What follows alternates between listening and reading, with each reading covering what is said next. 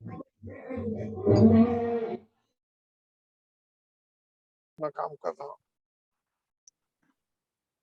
तो शुरू करें हम लोग, क्यों? जी सर। आशीष जी शुरू करें हम लोग, क्योंकि शुरू करेंगे तो हाँ शुरू करते हैं आशीष जी। हैं जी सर। ठीक। सक्सेना सर नमस्कार। आप दिख रहे हैं? नमस्कार सभी को, नमस्कार। अरे नमस्कार। नमस्कार नमस्कार। हम शुरू करें सर? हाँ कीजिए, लेकिन अभी 8 लोग जुड़े हैं, 7-8, तो 4 मिनट वेट कर सकते हैं। आते रहेंगे लोग, ठीक। बाद में बड़ी दिक्कत होने लगती है, समय को होने लगता है। जो आ जाएंगे वो सुनेंगे, क्या करें। ठीक। कार्यक्रम को हम शुरू करते हैं। नित्य की भांति आज भी हम लोग ठीक 7 बजे इस प्लेटफॉर्म पर उपस्थित हैं और आज 21 तारीख में हम गुजर रहे हैं और ये कार्यक्रम अपने गति से चल रहा है आप सबके सहयोग से। और आज हमारे बीच में वक्ता के रूप में प्रोफेसर सीमा त्रिपाठी हैं। रोज तो लोगों को वो इंट्रोड्यूस करती थी, लेकिन आज वो अपने आप को कैसे इंट्रोड्यूस करें, इसलिए यह जिम्मेदारी मैं निर्वहन करता हूं। और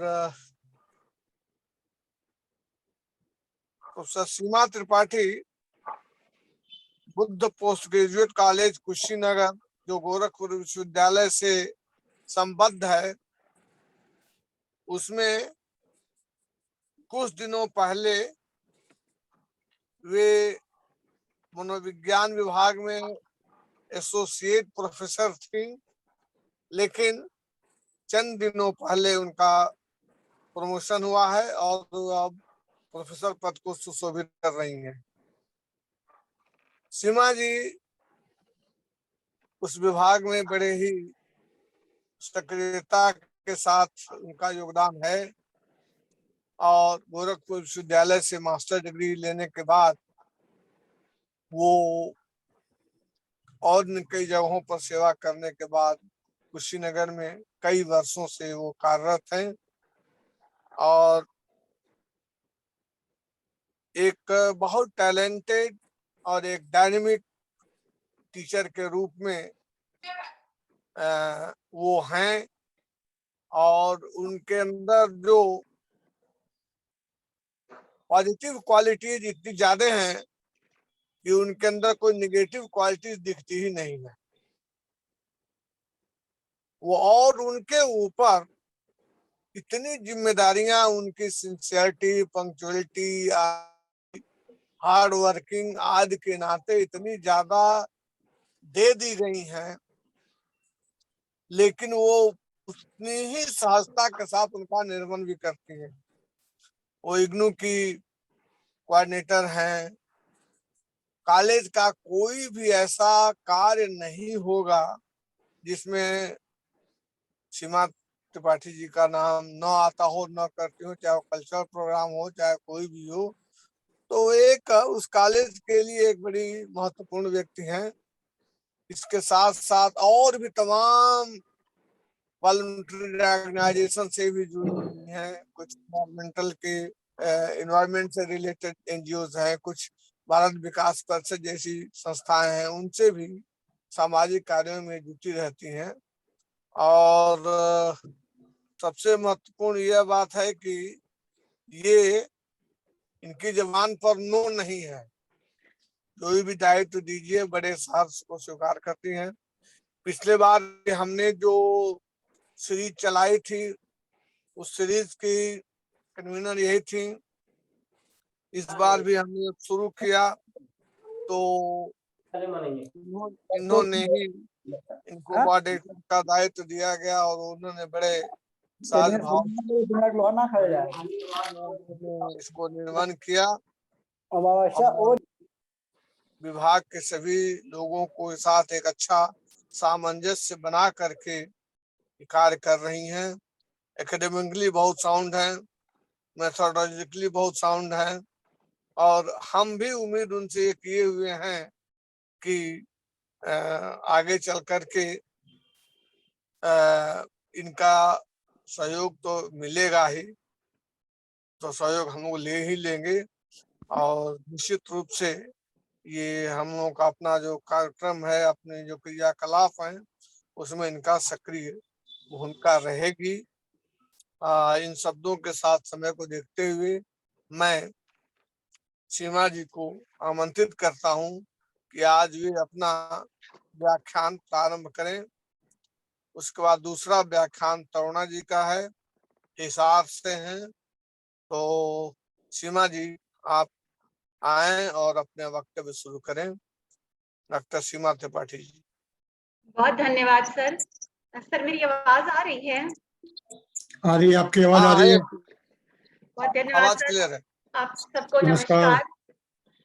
और जैसा कि मैंने कल भी कहा था, मैं 22 साल हो गए मुझे इस टीचिंग प्रोफेशन में, पर स्टूडेंट्स के सामने बोलना और सर आप जैसे सीनियर्स के सामने बोलना, ये तो बहुत अलग चीजें हैं। तो मैं थोड़ी सी नर्वस भी हूँ, पर आप सबका आशीर्वाद है तो इसलिए एक एफर्ट कर रही हूँ। मेरा आज का जो टॉपिक मुझे सर ने दिया है वो है community intervention in reducing stigma towards mental illness.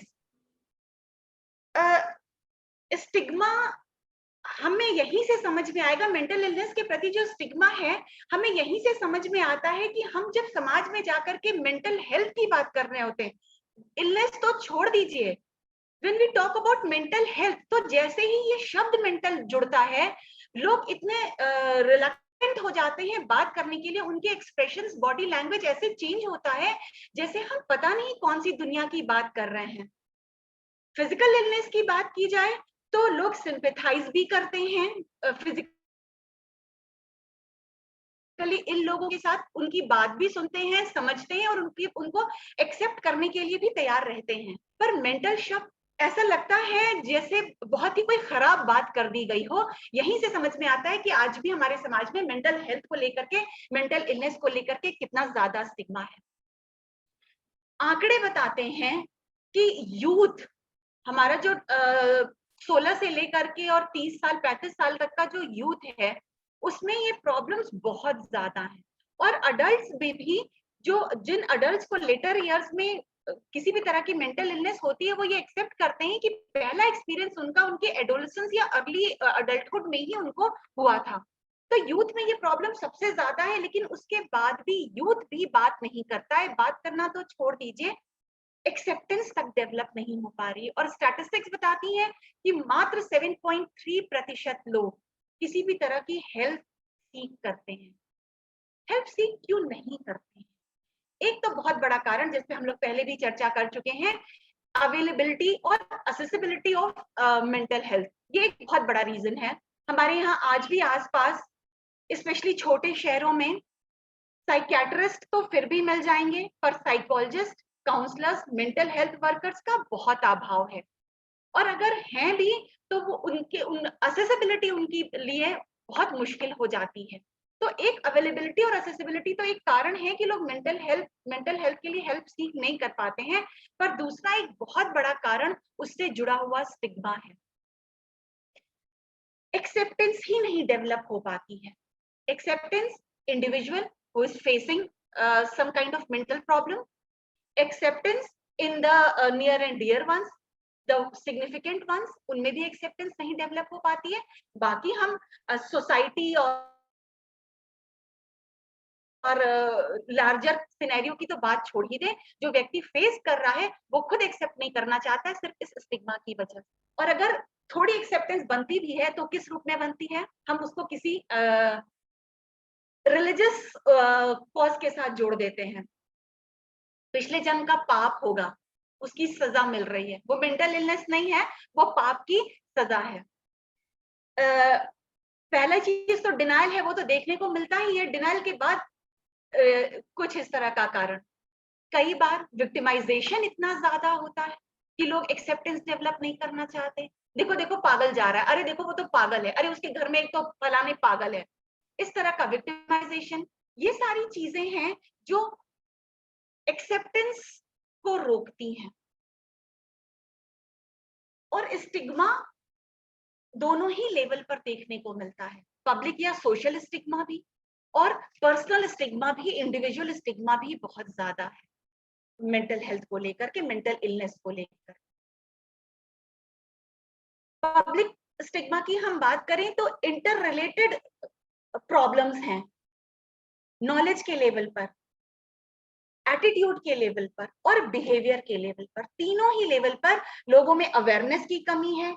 एक बात है, लोग प्रिजुडिस्ड रहते हैं और डिस्क्रिमिनेशन का बिहेवियर भी शो करते हैं। सिर्फ यहाँ चीजें नहीं होती हैं कि अवेयरनेस की कमी है, हम प्रिजुडिस्ड हैं, बल्कि बिहेवियर में भी डिस्क्रिमिनेशन दिखाई देने लगता है स्टिग्मेटाइज्ड ग्रुप के प्रति। और हम सोसाइटी में रह रहे हैं, अगर सोसाइटी स्टिग्मेटाइज्ड है तो स्टिग्मेटाइज्ड ग्रुप से बिलोंग करने वाले लोगों में अपने आप को स्टिग्मा दिखाई देने लगता है। तो सिर्फ पब्लिक स्टिग्मा ही नहीं है, सोसाइटल स्टिग्मा ही नहीं है, individual stigma, person who is facing these problems, उसके अंदर भी स्टिग्मा है। वो खुद एक्सेप्ट नहीं कर रहा है, वो खुद डिनाइल की फेज में चला गया है सिर्फ और सिर्फ इस स्टिग्मा की वजह से। और होता क्या है, स्टिग्मा की वजह से सिर्फ डिनाइल ही नहीं होता है, लोग ट्रीटमेंट के लिए जाते ही नहीं है। मोस्ट ऑफ द टाइम लोग ट्रीटमेंट के लिए जाते ही नहीं। ट्रीटमेंट के लिए गए भी, एक बार चले गए, दोबारा तिबारा किसी तरह से बचते बचाते, छुपते छुपाते ट्रीटमेंट के लिए जाते हैं। कोई देख ना ले, देख लेगा तो आगे बहुत मुश्किल होगी, तो कोई देख ना ले। एक बार चले गए, बार बार जाएंगे तो पक्का कोई देख लेगा, तो एडहेरेंस नहीं होनी है। अब अगर एडहेरेंस नहीं होनी है तो इफेक्टिवनेस तो कभी नहीं आएगी ट्रीटमेंट। हालांकि मजेदार बात यह है, जो स्टडीज की गई हैं स्टिग्मा को लेकर के, मेंटल इलनेस से रिलेटेड जो स्टिग्मा को लेकर जो स्टडी की गई है, वो स्टडीज ये बताती हैं कि अवेयरनेस है। ऐसा नहीं है कि लोग एकदम अवेयर नहीं है मेंटल इलनेस को लेकर के, अवेयरनेस है, पर अवेयरनेस के साथ ही साथ स्टिग्मा भी है। ये बड़ी अजीब बात है। हम स्टिग्मा कब होता है, जब हम चीज के बारे में जान नहीं रहे होते हैं। पर मेंटल हेल्थ, मेंटल इलनेस के साथ दोनों चीजें साथ साथ चल रही हैं। लोग अवेयर हैं कि हाँ ठीक है, मेंटल इलनेस की बात करें तो लोग बात करते हैं, हाँ ये लोग अपने आप से बात करते हैं, इनके अंदर डिप्रेशन पाया जाता है, ये दूसरों से के साथ कनेक्ट नहीं हो पाते हैं, उनसे बात करने में संकोच करते हैं, झिझकते हैं, ये सारी बातें लोग करते हैं। पर साथ ही लोग क्या कहते हैं, ये पागल होते हैं, क्रेजी होते हैं, कभी ठीक नहीं हो सकते हैं, ये लाइफ लॉन्ग प्रॉब्लम है। इस तरह की बातें भी लोग साथ साथ में करते हैं। और एटीट्यूड की हम बात करें, जो दूसरा स्टिग्मा से जुड़ा हुआ जो दूसरा फैक्टर है, तुरंत आप किसी से बात करिए मेंटल इलनेस के बारे में तो वो तुरंत कहेगा ये लोग क्यों मेंटली इल है, क्योंकि ये नॉर्म्स फॉलो नहीं करते हैं, जो एक सोसाइटल नॉर्म्स बने हुए हैं, हमें क्या करना चाहिए क्या नहीं करना चाहिए, ये जो चीजें बनी हुई है ये फॉलो नहीं करते, इसलिए मेंटली इल हुए। सेल्फ डिसिप्लिन नहीं था, लैक ऑफ सेल्फ डिसिप्लिन था, इसलिए मेंटल इलनेस पाई जा रही है। तो इस तरह की बहुत सारी बातें, बहुत सारा जो नेगेटिव एटीट्यूड है, नेगेटिव वो देखने को मिलता है।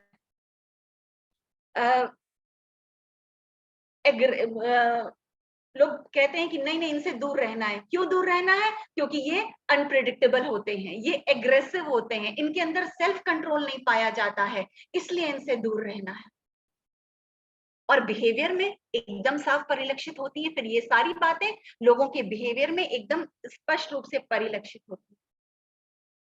प्रॉब्लम के लिए ब्लेम करना, सोशली एक्सक्लूड कर देना, उनको दूर कर देना। लोग कहते हैं कि नहीं नहीं इनको कमरे में बंद करके रखिए, इनको घर से बाहर नहीं निकलना है, ये हमारे साथ बैठ के पढ़ाई नहीं कर सकते हैं, ये हमारे साथ सोशल, सर यहाँ तक कि तो मैंने ये भी देखा है कि अगर बगल में कोई ऐसा इंस्टीट्यूट है या कोई रेंट पे रूम लेकर के मेंटल पेशेंट्स के लिए कोई ट्रीटमेंट की का कोई इंतजाम किया गया है, तो लोग अगल बगल रहना नहीं पसंद करते। अरे अरे इस घर में तो ड्रग रिहेबिलिटेशन सेंटर चलता है, तो हम लोग यहाँ नहीं रहेंगे, या यहाँ पे मेंटली इल पेशेंट्स को इनहेबिटेट किया जाता है, तो हम लोग यहाँ आसपास नहीं रहेंगे। इस तरह का सोशल एक्सक्लूजन तक देखने को मिलता है। तो ये इतनी बड़ी प्रॉब्लम है, स्टिग्मा, मेंटल इलनेस को लेकर की जो स्टिग्मा है, ये इतनी बड़ी प्रॉब्लम है कि हम मेंटल इलनेस पर बात करने से ही फिर झिझकने लगते हैं। पर्सन खुद, उसके साथ अगल बगल उसके घर के से जुड़े हुए लोग। यहाँ जरूरत क्या है? जरूरत ये है लोगों को बताया जाए कि mental illness it's just a little event of life. ये होता है, आता है, खत्म हो जाता है। ये लाइफ नहीं है। This is just a small event, this isn't life. ये जब तक हम लोगों को नहीं बता पाएंगे, जब तक ये एक्सेप्टेंस नहीं डेवलप करा पाएंगे कि फिजिकल इलनेस की तरह ही मेंटल इलनेस भी एक ऐसी प्रॉब्लम है जो हमारे जीवन में अगर आई है तो वो चली भी जाएगी, तब तक स्टिग्मा दूर नहीं हो सकता। ये करेंगे कैसे? अब सबसे बड़ा सवाल यही है, सबसे मुश्किल बात यही है कि ये हम करेंगे कैसे, क्योंकि जैसा कि अभी मैंने कहा कि मेंटल शब्द सुनते ही लोग भागना शुरू करते हैं, बात करने को तैयार नहीं होते हैं। एक्सेप्ट करना और रियलाइज करना, चेंज करना, ये तो बहुत दूर की बात।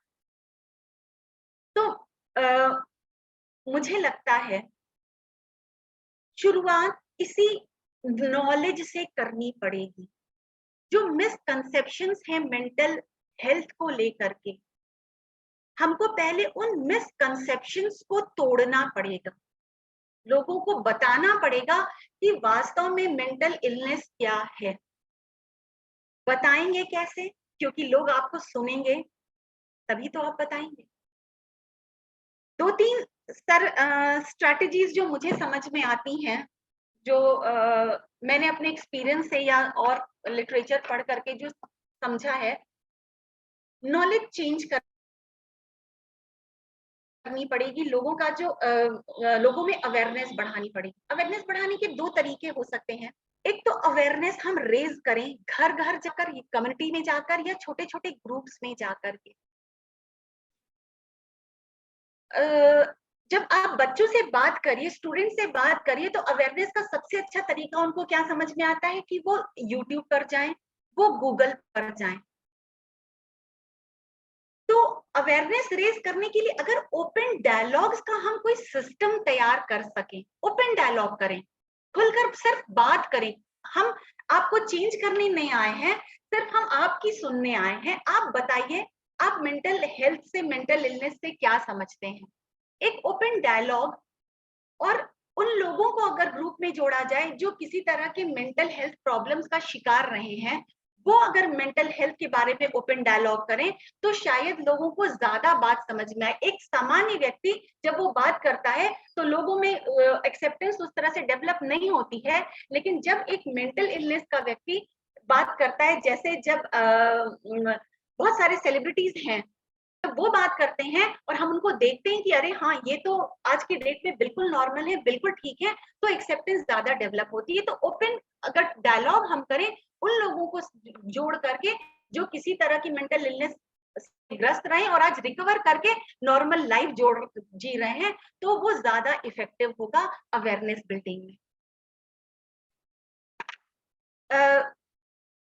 कुछ लिटरेरी मूवमेंट्स चलाए जा सकते हैं अवेयरनेस बिल्डिंग के लिए, और भी बहुत सारी चीजें की जा सकती हैं ओपन डायलॉग के अलावा। जैसे हम नुक्कड़ नाटक कर सकते हैं, गांव की चौपाल पर जाकर या स्कूल्स पे जाकर के, या कोई भी ऐसी पब्लिक प्लेस जहां थोड़ी भीड़ इकट्ठी हो सके, वहां नुक्कड़ नाटक के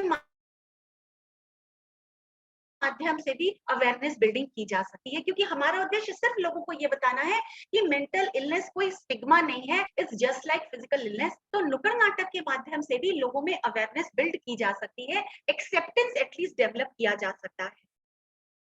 मूवीज के माध्यम से, वीडियोस के माध्यम से भी ये अवेयरनेस बिल्डिंग की जा सकती है, क्योंकि ये बहुत आसानी से लोगों तक पहुंचने वाली चीज है। जैसा कि मैंने अभी कहा, यूट्यूब, बच्चों को जो जब भी कोई प्रॉब्लम होती है तो वो यूट्यूब से अपनी प्रॉब्लम का सोल्यूशन देखना चाहते हैं। तो अगर यूट्यूब पे इस तरह की वीडियोस अपलोड किए जाएं, और आजकल सर गांव हो चाहे छोटा शहर हो, बड़े शहरों की तो बात छोड़ दी, सबके हाथ में स्मार्टफोन है, तो सोशल मीडिया की अवेलेबिलिटी सबके लिए बहुत आसान हो गई है। तो ये एक सोशल मीडिया एक बहुत अच्छा माध्यम हो सकता है लोगों को अवेयर करने के लिए।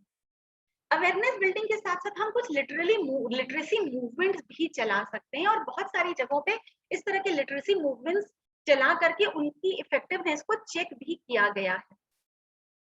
सर मुझे लगता है ये जो WHO ने 10 अक्टूबर को वर्ल्ड मेंटल हेल्थ डे के रूप में मनाए जाने का आह्वान किया, उसके पीछे भी यही रीजन था कि हम जब आप कोई डे सेलिब्रेट कर रहे होंगे तो आप बहुत से लिटरेसी के मूवमेंट भी चला रहे होंगे। जैसे हम लोग ये 1 महीने का जो लेक्चर सीरीज कर रहे हैं, ये 1 महीने की लेक्चर सीरीज में बहुत सारी चीजें चेंज हो रही हैं। लोग, पढ़े लिखे लोग भी बहुत सारे फैक्ट्स से नोन हो रहे हैं जो उससे पहले वो नहीं थे। सेमिनार्स हो रहे हैं, कॉन्फ्रेंसेस हो रही हैं। ये सेमिनार्स कॉन्फ्रेंसेस सारे स्टेक होल्डर्स, मेंटल हेल्थ से रिलेटेड जितने स्टेक होल्डर्स हैं, सब एक प्लेटफॉर्म पर आ रहे हैं और एक प्लेटफॉर्म पर आ करके ये व्यूज शेयर कर रहे हैं और उन व्यूज को लोगों तक पहुंचाने का प्रयास कर रहे हैं। वर्ल्ड मेंटल हेल्थ डे के अगले दिन और पूरा 1 हफ्ते न्यूज़पेपर्स भरे पड़े हुए थे मेंटल हेल्थ की न्यूज से। न्यूज़पेपर्स भरे पड़े थे जिसमें ये बताया जा रहा था लोगों को कि मेंटल हेल्थ क्या है और आप अपनी मेंटल हेल्थ को बेटर कैसे बना सकते हैं। तो ये जो लिटरेसी मूवमेंट्स है, हम पैम्पलेट्स का इस्तेमाल कर सकते हैं इन लिटरेसी मूवमेंट्स में, और मास मीडिया तो बहुत अच्छा तरीका है। हाँ, उसमें गवर्नमेंट को जुड़ना पड़ेगा, पॉलिसी मेकर्स को जुड़ना पड़ेगा, पर मास मीडिया सर जैसे बहुत सारी प्रॉब्लम्स, ट्यूबरकुलोसिस की बात हम करें या और भी बहुत सारी प्रॉब्लम्स, HIV एड्स की बात की जाए, मास मीडिया ने बहुत बड़ा रोल प्ले किया है लोगों को अवेयर करने का, लोगों को लिटरेट करने का उस प्रॉब्लम के लिए, उसके सल्यूशन के लिए। तो हम भी कुछ ऐसा तरीका अपना सकते हैं, लोग सिर्फ अवेयर ना हो बल्कि इलनेस के बारे में, इलनेस के नेचर को जाने। ये मेंटल इलनेस है, इसका ट्रीटमेंट है, लोग रिकवर कर जाते हैं, इतना दिन लगता है रिकवरी में, इस तरह के ट्रीटमेंट्स लिए जा सकते हैं। क्योंकि सर कई बार जब बात करते हैं हम लोग स्टूडेंट से, तो स्टूडेंट्स भी, इवन साइकोलॉजी के स्टूडेंट्स भी इस तरह की बात करते हैं, अरे मेंटल इलनेस के लिए होम्योपैथी, एलोपैथी, आयुर्वेद, सबका मिक्सचर आपको लेना पड़ेगा, सब घोट के आपको पीना पड़ेगा, कोई एक ट्रीटमेंट ऐसा नहीं है जो आपको मेंटली हेल्दी कर दे, उसके बाद भी आप पूरा रिकवर नहीं हो पाते हैं, रिकर होने के चांस बने रहते हैं। इस तरह की बातें स्टूडेंट्स तक करते हैं साइकोलॉजी वाले, आम लोगों की तो हम बात ही छोड़ दें। तो सर अगर हम लिटरली मूवमेंट्स चलाएं और ये सारी चीजें लोगों को समझ में आए, तो कहीं ना कहीं उनका परसेप्शन चेंज होगा, उनका एटीट्यूड चेंज होगा, उनकी नॉलेज बढ़ेगी मेंटल इलनेस और मेंटल हेल्थ को लेकर के।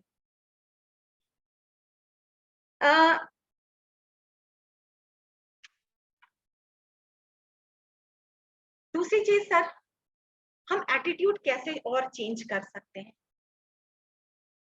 हम साइकोलॉजी के लोग कम से कम, या मेंटल हेल्थ से जुड़े हुए लोग कम से कम, जब लोगों से बात करें तो अपनी भाषा, उसका हमेशा ध्यान रखें। कई बार जाने अनजाने हम लोग भी ऐसी भाषा का प्रयोग कर जाते हैं जिससे वो स्टिग्मा और स्ट्रेंथन हो जाता है। तो लैंग्वेज के लिए हमेशा कॉन्शियस रहना चाहिए, हम क्या शब्द का उपयोग करें। हम जब फिजिकल इलनेस की बात कर रहे होते हैं तो हम विचारकी उस रूप में नहीं दिखाते, अरे रे रे ये तो बड़ा बुरा हुआ, ये तो आपके साथ बड़ा अन्याय हो गया। पर हम जब मेंटल इलनेस की बात कर रहे होते हैं तो हम इस तरह की बात करते हैं, हम एसेट्स शो करते हैं कि कौन सा कहर आपके ऊपर टूट गया, कितना आपके साथ बुरा हो गया, अब तो कुछ किया ही नहीं जा सकता है। तो अगर इस अपनी लैंग्वेज पे हमेशा हम कॉन्शियस रहेंगे, शब्दों का सही चयन करेंगे, तो भी ये स्टिग्मा धीरे धीरे खत्म होगा, क्योंकि मिसपरसेप्शंस, मिसकंसेप्शंस जो है वो कम होंगे। और WHO लगातार ये जो बात कर रहा है कि जब हम हेल्थ की बात कर रहे हैं तो फिजिकल और मेंटल हेल्थ दोनों जुड़ा हुआ है, ये बात भी हमको जन जन तक पहुंचानी होगी कि ऐसा नहीं है कि फिजिकल इलनेस कोई अलग चीज है और मेंटल इलनेस कोई अलग चीज है, ये एक ही है, ये इक्वल है। अगर मेंटल जैसे फिजिकल इलनेस है वैसे ही मेंटल इलनेस है। ये दोनों एक जैसी चीजें हैं, इनको अलग नहीं किया जा सकता है, इनको समावेशी तरीके से हमको देखना पड़ेगा। तो शायद हम लोगों के एटीट्यूड में मेंटल हेल्थ, मेंटल इलनेस के प्रति अंतर कर पाए। शेयरिंग, सर ये भी मुझे लगता है बहुत जरूरी चीज है, डिस्क्लोज करना और शेयर कर पाना। फिजिकल इलनेस जब होती है तो सिंपैथी या जो भी हो, उसके चक्कर में व्यक्ति खुद भी और घर वाले भी, लेकिन बहुत सारी फिजिकल इलनेस जैसे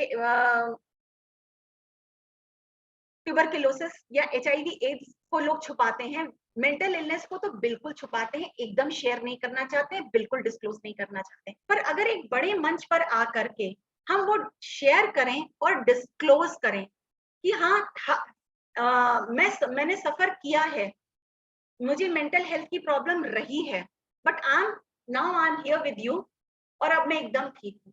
अगर डिस्क्लोज कर सकने का को हम इनकरेज कर पाए, जो मेंटल पेशेंट्स रहे हैं, जो मेंटली इल लोग रहे हैं, तो भी लोगों में एक्सेप्टेंस बनेगी कि नहीं, ये उतनी बुरी चीज नहीं है जितना हमको समझ में आता है कि आप एक बार इल हो गए हैं तो आपकी लाइफ खत्म है, अब आप एकदम से कुछ भी नहीं कर सकते हैं, इस सोसाइटी के लिए, समाज के लिए, परिवार के लिए आप बोझ हो चुके हैं, ऐसा कुछ भी नहीं है। तो शेयरिंग और डिस्क्लोजर भी थोड़ा चेंज करने में मदद करेंगे, स्टिग्मा को खत्म करने में थोड़ी मदद कर सकते हैं। बिहेवियर में दिखना चाहिए, सबसे जरूरी बात ये, जो लोग सोसाइटी में जा करके अवेयरनेस बिल्ड करने का काम कर रहे हैं, उनको अपने बिहेवियर में भी दिखाना पड़ेगा कि एक्सेप्टेंस है। बार बार बात होती है कंपैशन की, तो मेंटल इलनेस के प्रति, मेंटली इल पेशेंट्स के प्रति भी वो कंपैशन दिखानी पड़ेगी मेंटल हेल्थ वर्कर्स को, एक्सेप्टेंस दिखाना पड़ेगा मेंटल हेल्थ वर्कर्स को, तभी बाकी आगे के लोग भी एक्सेप्ट कर पाएंगे। एडवोकेसी करनी पड़ेगी, हम एडवोकेसी करेंगे, हम खुल के बोलेंगे, हम अपने बिहेवियर में सोशल कॉन्टैक्ट्स को जगह देंगे। मेंटली इल है पर हम उसके साथ उठ रहे हैं, बैठ रहे हैं, खा रहे हैं, पी रहे हैं, उसके साथ अपनी डेली लाइफ में उसको अपना एक हिस्सा बनाया हुआ है, उस मेंटली इल व्यक्ति को, तो वो एक नजीर होगा, वो एक एग्जाम्पल होगा, और ये सोशल कॉन्टैक्ट मदद करेगा बाकी लोगों को उनका स्टिग्मा दूर करने में। इसके अलावा भी बहुत सारी बातें की जाती हैं एक्सेप्ट स्टिग्मा को तोड़ने के लिए, कि इनकरेज किया जाना चाहिए, बात की जानी चाहिए, एक्सेप्टेंस डेवलप किया जाना चाहिए, और प्रोटेस्ट किया जाना चाहिए, बहुत सारी बातें की जाती हैं। पर सर जो मुझे बात समझ में आई वो यही है कि हम अवेयरनेस बढ़ाएं, हम एजुकेट करें लोगों को, हम ओपन टॉक को एनकरेज करें जितना ज्यादा से ज्यादा कर सकते हैं, हम एक ग्रुप बनाएं जिस ग्रुप में एक वो व्यक्ति भी हो जो जिसने कभी ना कभी मेंटल इलनेस को झेला हो और आज वो एक हेल्दी लाइफ जी रहा हो, और छोटे छोटे ग्रुप्स में जा करके लोगों से बात करें, ओपन टॉक करें, उनके व्यूज को समझें, और फिर उस व्यक्ति के माध्यम से उनको मेंटल इलनेस की सही पिक्चर शो करें, सही पिक्चर दिखाएं। और जो एक मिथ बना हुआ है, ये लोग अनप्रेडिक्टेबल होते हैं, कभी रिकवर नहीं कर सकते हैं, ये एग्रेसिव होते हैं, उस मिथ को तोड़ने का प्रयास करें, तभी हम स्टिग्मा दूर कर पाएंगे। अदरवाइज सिर्फ और एजुकेट कर लेने से, लोगों को सिर्फ बता देने से कि मेंटल इलनेस क्या होती है, हम स्टिग्मा दूर नहीं कर पाएंगे। सर फिलहाल मुझे इतना ही कहना था, बाकी तो ओपन डिस्कशन इस टॉपिक पे बहुत कुछ है, बहुत सारी बातें आ सकती हैं सर, अब आप लोगों से मैं सुनना चाहूंगी। थैंक यू सीमा जी। मैं एक बात कहना चाहूंगा, ओके, आई एम एडिबल। ये सीमा जी को यह टॉपिक क्यों दिया गया, इसके पीछे भी एक राज है। जैसा कि हमने बताया कि ये एक एक्टिव और डायनेमिक पर्सनालिटी है, तो हम लोगों ने यह देखा कि इनके माध्यम से कम्युनिटी में जा करके अवेयरनेस करने का काम, ये बहुत बखूबी कर सकती है और इन्होंने किया भी है। ये गांव में जा करके इन्होंने अवेयरनेस का काम किया है, कुछ और प्रोग्राम्स किए हैं। मैं यहाँ एक दो बात मैं रखना चाहता हूँ कि इस स्टिग्मा और डिस्क्रिमिनेशन को दूर करने के लिए हम लोगों ने यह तय किया कि हम लोग कम्युनिटी काउंसलिंग सेंटर्स की स्थापना करें, एक ऐसा प्लेस बनाए जिसके माध्यम से हम लोग अपने अवेयरनेस प्रोग्राम को इम्प्लीमेंट कर सकें। और इसीलिए कुशीनगर के डिपार्टमेंट में पहली बार हमने कम्युनिटी काउंसलिंग सेंटर को एस्टेब्लिश किया। इन लोगों की सहमत से, इन लोगों के प्रयास से हो गया।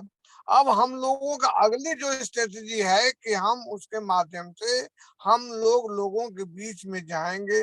जैसा इन्होंने बताया कि कुछ हम अपने प्रोग्राम्स के द्वारा, कुछ स्किट्स के द्वारा, कुछ और भी उसके द्वारा हम लोग कम्युनिटी में जाकर के लोगों को अवेयर करने की बात करेंगे।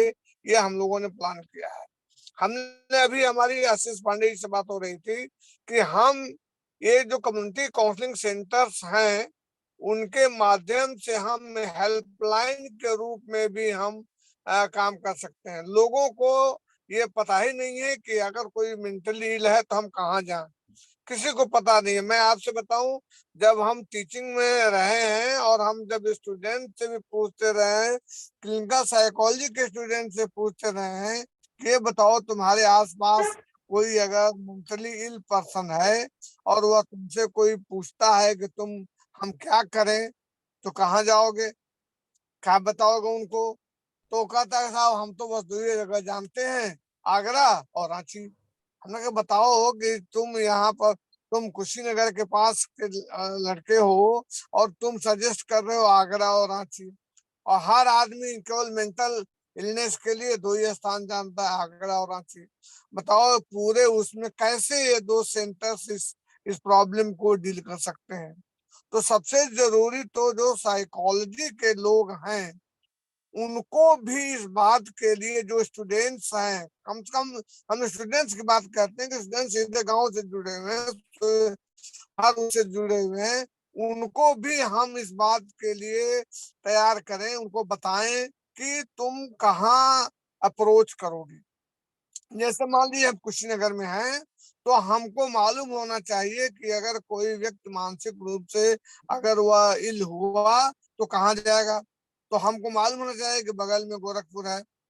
तो हमारे पास यह नॉलेज होनी चाहिए कि गोरखपुर के कौन कौन से सेंटर्स हैं जो कि मेंटली इल के लिए वो उसके ट्रीटमेंट का काम कर सकते हैं।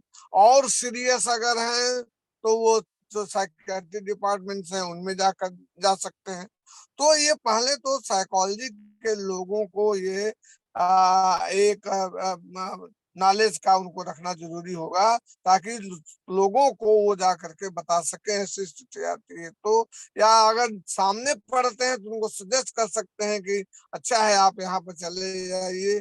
मेरे साथ भी कुछ लोग आए, बहुत से लोगों ने हमको फोन करके पूछा कि साहब हम कहाँ जाएं, ये प्रॉब्लम हो गई है, कहाँ जाएं। तो मैंने गोरखपुर में एक शाहिद जी हैं, साइकियाट्रिस्ट हैं गवर्नमेंट हॉस्पिटल में, उनको सजेस्ट किया भाई जाओ तुम सीधे हॉस्पिटल में जाओ और वहां उनसे तो करो, वहां पूरी टीम क्लिनिकल साइकोलॉजिस्ट भी है, वहां वो भी है, तुम्हारा ट्रीटमेंट हो जाएगा।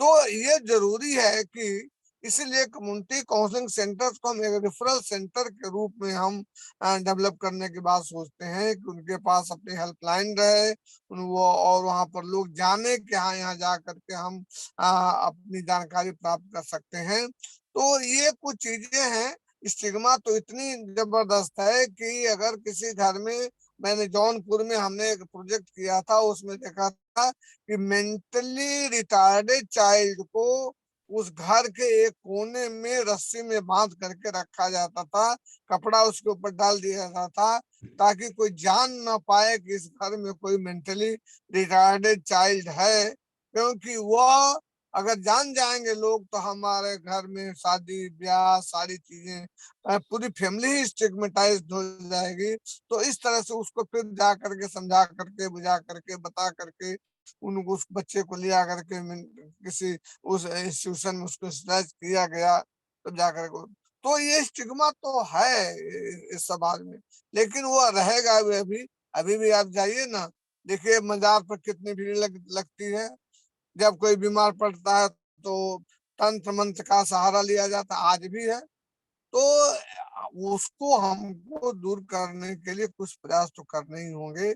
और इसके साथ ही साथ जो मेंटल हेल्थ से रिलेटेड प्रॉब्लम्स हैं, उनको भी हमको गंभीरता से लेकर के काम करना होगा।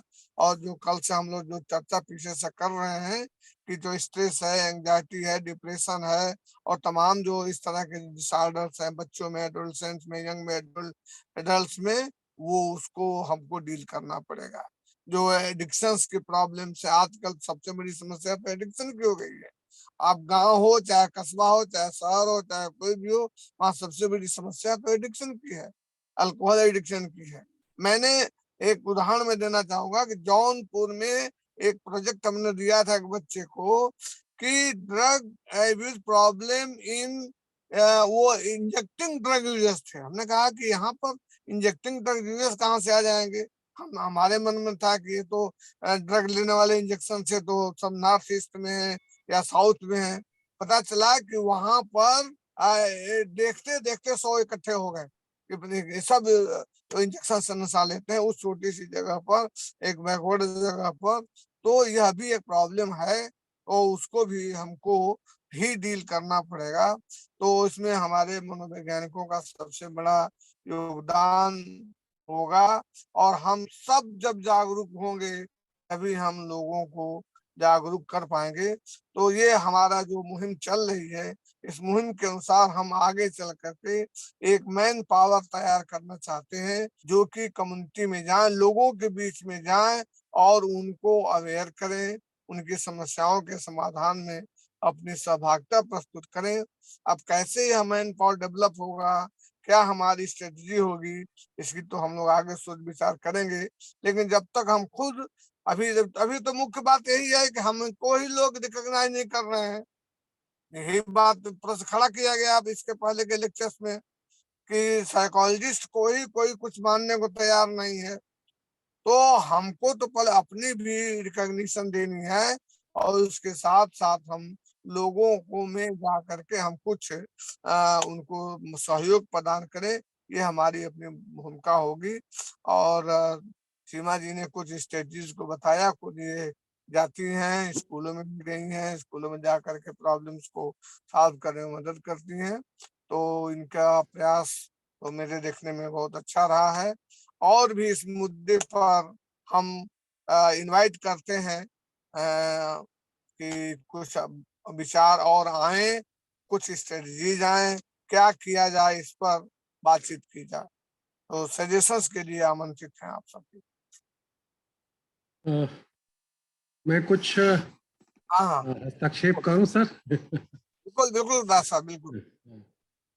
तो जो चैलेंजेज है वो तो सीमा जी ने सारे चैलेंजेज और चैलेंजेस क्यों हैं वो उन्होंने एक्सप्लेन किया। कुछ बातें आपने ध्यान दिलाई स्ट्रेटजी के लेवल पर। शब्दों के चयन की बात लेकर के भी सीमा जी ने बहुत सही ध्यान दिलाया कि हम साइकोलॉजिस्ट भी जिस तरीके के शब्दों का इस्तेमाल करते हैं, क्या मसलन मान लीजिए मनोरोग ना कहें, मेंटल डिसऑर्डर ही कहते हैं, थोड़ी प्रॉब्लम, तो क्या ऐसा शब्द भी लोगों को चोट पहुंचाता है क्या, ये देखना। तो एक समस्या यह है कि जब मेंटल डिसऑर्डर्स, इलनेस या बिहेवियरल प्रॉब्लम्स की बात आ रही है तो हम सब लोगों के मन में, इंक्लूडिंग हम साइकोलॉजिस्ट में से भी मेजॉरिटी के मन में वही पिक्चर आती है कि जो टर्मिनली इल है वो न्यूरोटिक्स और साइकोटिक्स का ध्यान जाता है, जबकि वो एक छोटा सा ग्रुप है। उसकी तुलना में बहुत बड़े पैमाने पर साइकोसोमेटिक डिसऑर्डर्स है। हम उसको भी नाम ये क्यों दे कि साइकोसोमेटिक डिसऑर्डर। अगर मान लीजिए हम लोगों को एजुकेट करने के लिए एक वर्कशॉप नाम दे, सेमिनार नाम दे, री एजुकेटिंग प्रोसेस नाम दे। हम क्यों कहें कि साइकोसोमेटिक डिसऑर्डर्स? हम ये क्यों ना बात करें कि आपके फिजिकल हेल्थ में आपके मन की भूमिका क्या हो सकती है, आपके फिजिकल हेल्थ को इम्प्रूव करने में। आइए हम अपने मन को साधे, कुछ ऐसा कि लगे कि व्यक्ति के पास पावर आ रहा है और वो अपनी प्रॉब्लम पर छोटे छोटे साइकोसोमेटिक डिसऑर्डर्स जो यूजुअली है, गैस्ट्रिक ट्रबल्स है, अल्सर है, नींद नहीं आना है, इन बातों पर अगर हम बात करते हैं तो बहुत बड़ी मेजॉरिटी को एड्रेस करेंगे, लेकिन वो हमसे, हमारे नजदीक आने से, हमारी हेल्प लेने से या ग्रुप में जुड़ने से शायद उस तरीके से नहीं घबराएंगे कि जब हम मानसिक स्वास्थ्य कार्यक्रम कुछ और तरह की बातें करेंगे ना। तो अगर शब्दों का जो आपने बात कही, वो शब्दों के वो अगर हम फिर से ऐसे ढंग से, अभी आप जब कह रही थी तभी ध्यान आया कि या बच्चों की बिहेवियरल प्रॉब्लम्स है, हम क्यों ये बात कहें कि बच्चों की बिहेवियरल प्रॉब्लम्स, हम ये क्यों नहीं इनवाइट करें टीचर्स को, पेरेंट्स को, कि बच्चों के व्यवहार को और मजबूत करने के तरीकों पर हम बात करें। आपके बच्चों की पढ़ाई और बेहतर हो सके, इसके लिए आप क्या कर सकते हैं, इस पर बात करें। तो ऐसा कुछ कि जो बहुत बड़ी संख्या में, ऑलमोस्ट हो सकता है कि 50% लोगों में किसी न किसी स्टेज पर यह प्रॉब्लम होती है और डेवलपमेंटल फेज में प्रॉब्लम है। तो उन लोगों को एड्रेस करने के लिए अगर हम लोग ये अपने शब्दों को सुधारने का प्रयास करें तो शायद थोड़ी सी मदद मिलेगी। वैसे भी व्यक्ति अपने शारीरिक स्वास्थ्य को लेकर के ज्यादा चिंतित, उसको लगता है कि हम हेल्दी हों या शरीर की बीमारी से बचें, और तमाम शरीर की बीमारियां हैं। अगर हम देखिए कि योगा के नाम पर कि योगा से सारी बीमारी ठीक हो जाएगी, दवाएं बिकनी बंद हो जाएंगी, रामदेव बाबा ने एक मुहिम जैसे चलाई थी कि डॉक्टरों की दुकान बंद हो जाएगी, अस्पताल बंद हो जाएगी, लोगों को बहुत बड़ी उम्मीद बनी।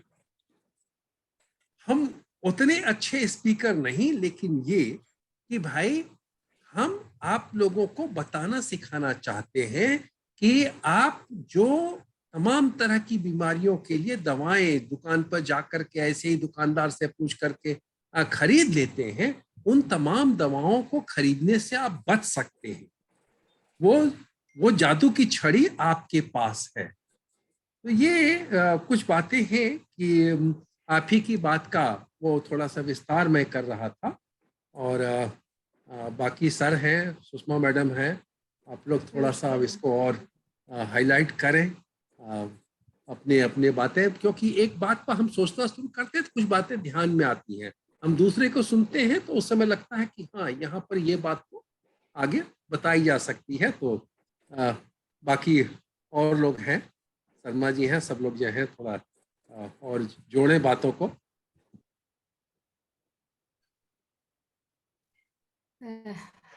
थैंक यू सर, आपने बहुत अच्छी बात कही। तो क्या मैं 2 मिनट अपने व्यू रख सकती हूँ? सॉरी, मुझे थोड़ी सी यहाँ इंटरनेट की प्रॉब्लम हो गई, नहीं तो मैं अपनी शिष्या को सुनना चाह रही थी, तो इस वजह से नहीं उसको मैं लैग कर गई, क्योंकि वो मेरी बहुत ही प्रिय और बहुत ही कॉम्पिटेंट शिष्या है सीमा। तो ठीक है, कोई बात नहीं, लेकिन सर ने कुछ इंडिकेशन दिया। सीमा जी रोजाना ऑर्गेनाइजर रहती, आज वही स्पीकर है, तो आगे का कार्यक्रम वो नहीं चला पा रही हैं।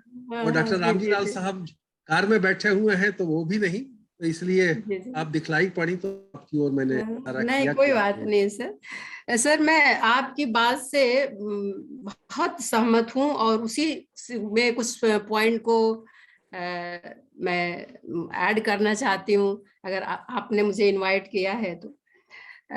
सर ये अभी नहीं, मैं बता रही हूँ कि हिस्टोरिकली अगर देखा जाए, जो हमारी पद्धति है, हमारे जो स्वास्थ्य की इवन चरक संहिता है या जो आयुर्वेद में जो बातें की गई हैं, तो वहां भी होलिस्टिक हेल्थ की बात की गई है। और होलिस्टिक हेल्थ जो है, जो फिजिकल, मेंटल, सोशल और तमाम ऐसे डोमेन्स उनको जोड़ता है, और उसी चीज को, उसी कॉन्सेप्ट को आगे चल करके और वर्ल्ड हेल्थ ऑर्गेनाइजेशन भी जब डिफाइन करता है तो इन सब चीजों को इनकॉर्पोरेट करता है। अब रही कि जब हम बात, सब आ जाता है मेंटल इलनेस, मेंटल डिसऑर्डर्स की बात हो रही है, रिटार्डेशन की बात हो रही है, ये सारी चीजें। अब ये इतनी ये बड़ी बड़ी बातें हैं कि इससे ये सब ऐसे शब्द हैं जो निगेटिविटी को, जो एक तरह से निगेटिव इमोशंस को ये एनहांस करती हैं। अभी सर ने या आपने सर जो चीजें ऐड की कि अगर किसी घर में किसी बच्चे के साथ कोई इस तरह की प्रॉब्लम हो जाती है तो फैमिली जो है वो कॉन्शियस हो जाती है, और वह फैमिली जो कि उस बच्चे के लिए, अपने बच्चों के लिए, हर पेरेंट्स इतने ज्यादा, इतने केयरिंग होते हैं, इतना स्नेह देते हैं, लेकिन उनके साथ उनका जो बर्ताव होता है वो बहुत ही खराब होता है। और केवल इसलिए कि सोसाइटी में या लोगों के निगाह में हमारे घर की इज्जत, हमारी जो वो है इमेज है, वो गड़बड़ न होने पाए। तो सबसे पहले तो हमारा ये मानना है कि यह व्यक्ति से, यह परिवार से, यह पेरेंटिंग जो है उस लेवल से एक मुहिम की जरूरत है, परिवर्तन की जरूरत है, एक पॉजिटिव थिंकिंग, एक सकारात्मक सोच की आवश्यकता है। और यह मुहिम जो है इंडिविजुअल लेवल, तो आई थिंक कि ये bottom up to top down, ये जो मतलब व्यक्ति से लेकर के और वो ग्लोबल स्तर पर, यह इसमें एक परिवर्तन की सोच में परिवर्तन की जरूरत है। जो एक पॉजिटिव साइकोलॉजी का जो भी कॉन्सेप्ट आया है कि उन्हीं चीजों को हम पॉजिटिव तरीके से, उन टर्म्स को यूज करें तो ज्यादा सुटेबल होगा। जैसे बिहेवियरल प्रॉब्लम्स है, बिहेवियरल प्रॉब्लम्स को लेकर के और बहुत सी रिसर्चेस हुई हैं, मैंने भी कराई है। एलडी बच्चे जो हैं उनमें बिहेवियरल क्या प्रॉब्लम है, अब्यूज बच्चों में बिहेवियरल प्रॉब्लम्स हैं। लेकिन वह जो प्रॉब्लम्स है, कई पेरेंट्स सर मेरे पास भी आते हैं जो बच्चे हैं स्कूल के लेवल पर अगर अच्छा परफॉर्म नहीं कर रहे हैं, उनकी मैथमेटिक्स खराब हो गई है, उनकी इंग्लिश खराब है, तो वो बहुत परेशान है। एक फैमिली आई ऐसे ही, मदर खुद टीचर है, वो LFS में पढ़ाती है, तो हमने पहले बच्चे को तो हटा दिया। मैंने उनसे पूछा कि आप ये बताइए कि वो खराब बच्चे का परसेंटेज कैसा था, तूने हर बार टॉप करता है, इस बार उसके 4-5 नंबर कम हो गए। तो हमने कहा कि अगर 4-5 नंबर कम हो गए तो इसमें इतना परेशान होने की क्या बात कर रही। मैंने गुस्से में उसको बहुत पीट दिया।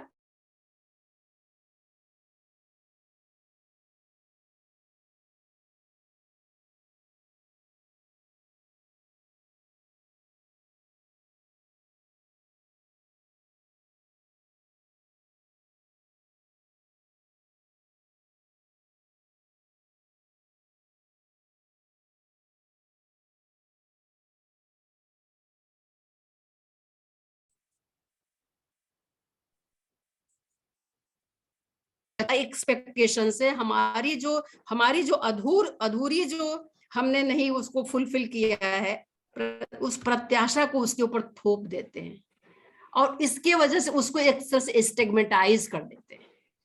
तो एक तो परिवार में मदर से बड़ा गुरु कोई नहीं है, परिवार के जो अन्य लोग हैं।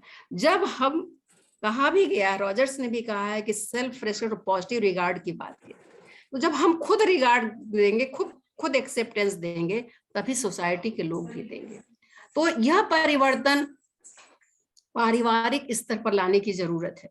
एक तो ये बात जो हमारा सोचना है। दूसरी चीज ये है कि जो हमारी भारतीय परंपरा है, भारतीय परंपरा में जो भी बातें, प्राणायाम, योगा और इसके अतिरिक्त और भी बहुत सारे तरीके हैं, तो उनको भी, उसकी भी शिक्षा बच्चों को हम लोगों को बचपन से देनी होगी। लेकिन दिक्कत तो ये है कि बच्चे तो क्या है, जो हम बैंडुरा की बात कहते हैं कि ऑब्जर्वेशनल लर्निंग से बच्चे ज्यादा सीखते हैं।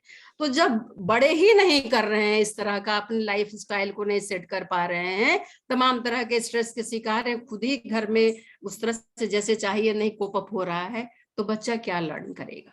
तो थोड़ा सा परिवार की पृष्ठभूमि में झांकने की जरूरत है, और थोड़ी सी वही बात है, पेरेंटिंग और चाइल्ड रेयरिंग प्रैक्टिसेस के लेवल पर भी थोड़ा सतर्क होने की आवश्यकता है। आजकल एक टर्म चला हुआ है मेंटल इम्यूनिटी या साइकोलॉजिकल इम्यूनिटी करके टर्म आ रहा है, तो उसमें बहुत सारी इस तरह की चीजों को सजेस्ट किया गया है।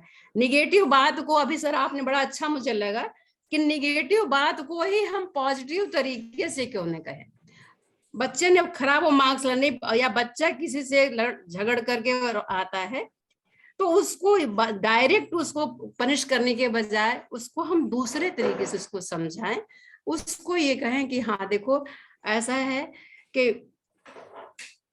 जो हमारे व्यवहार का जो तौर तरीका है, वह तौर तरीका जो हमारे धर्म ग्रंथों में, और इस तरह से भगवान राम का उदाहरण दे, किस तरह से पिता को का वचन मान करके और वो चलेगा। इस तरह के जो एपिक्स हैं, एपिसोड्स हैं साथ, उनकी बात को, उन एग्जाम्पल्स को लेकर के, और बच्चों को हम रेशनलाइज करें। एक सर्टेन एज पर आकर के बच्चों के मित्र बनना पड़ता है, उनको फ्रेंडली हम अगर उनको करें तो शायद यह चीजें जो हैं बच्चों में एक बिहेवियर मॉडिफिकेशन के लिए और बच्चों में एक सकारात्मक सोच और डेवलप हो सकता है।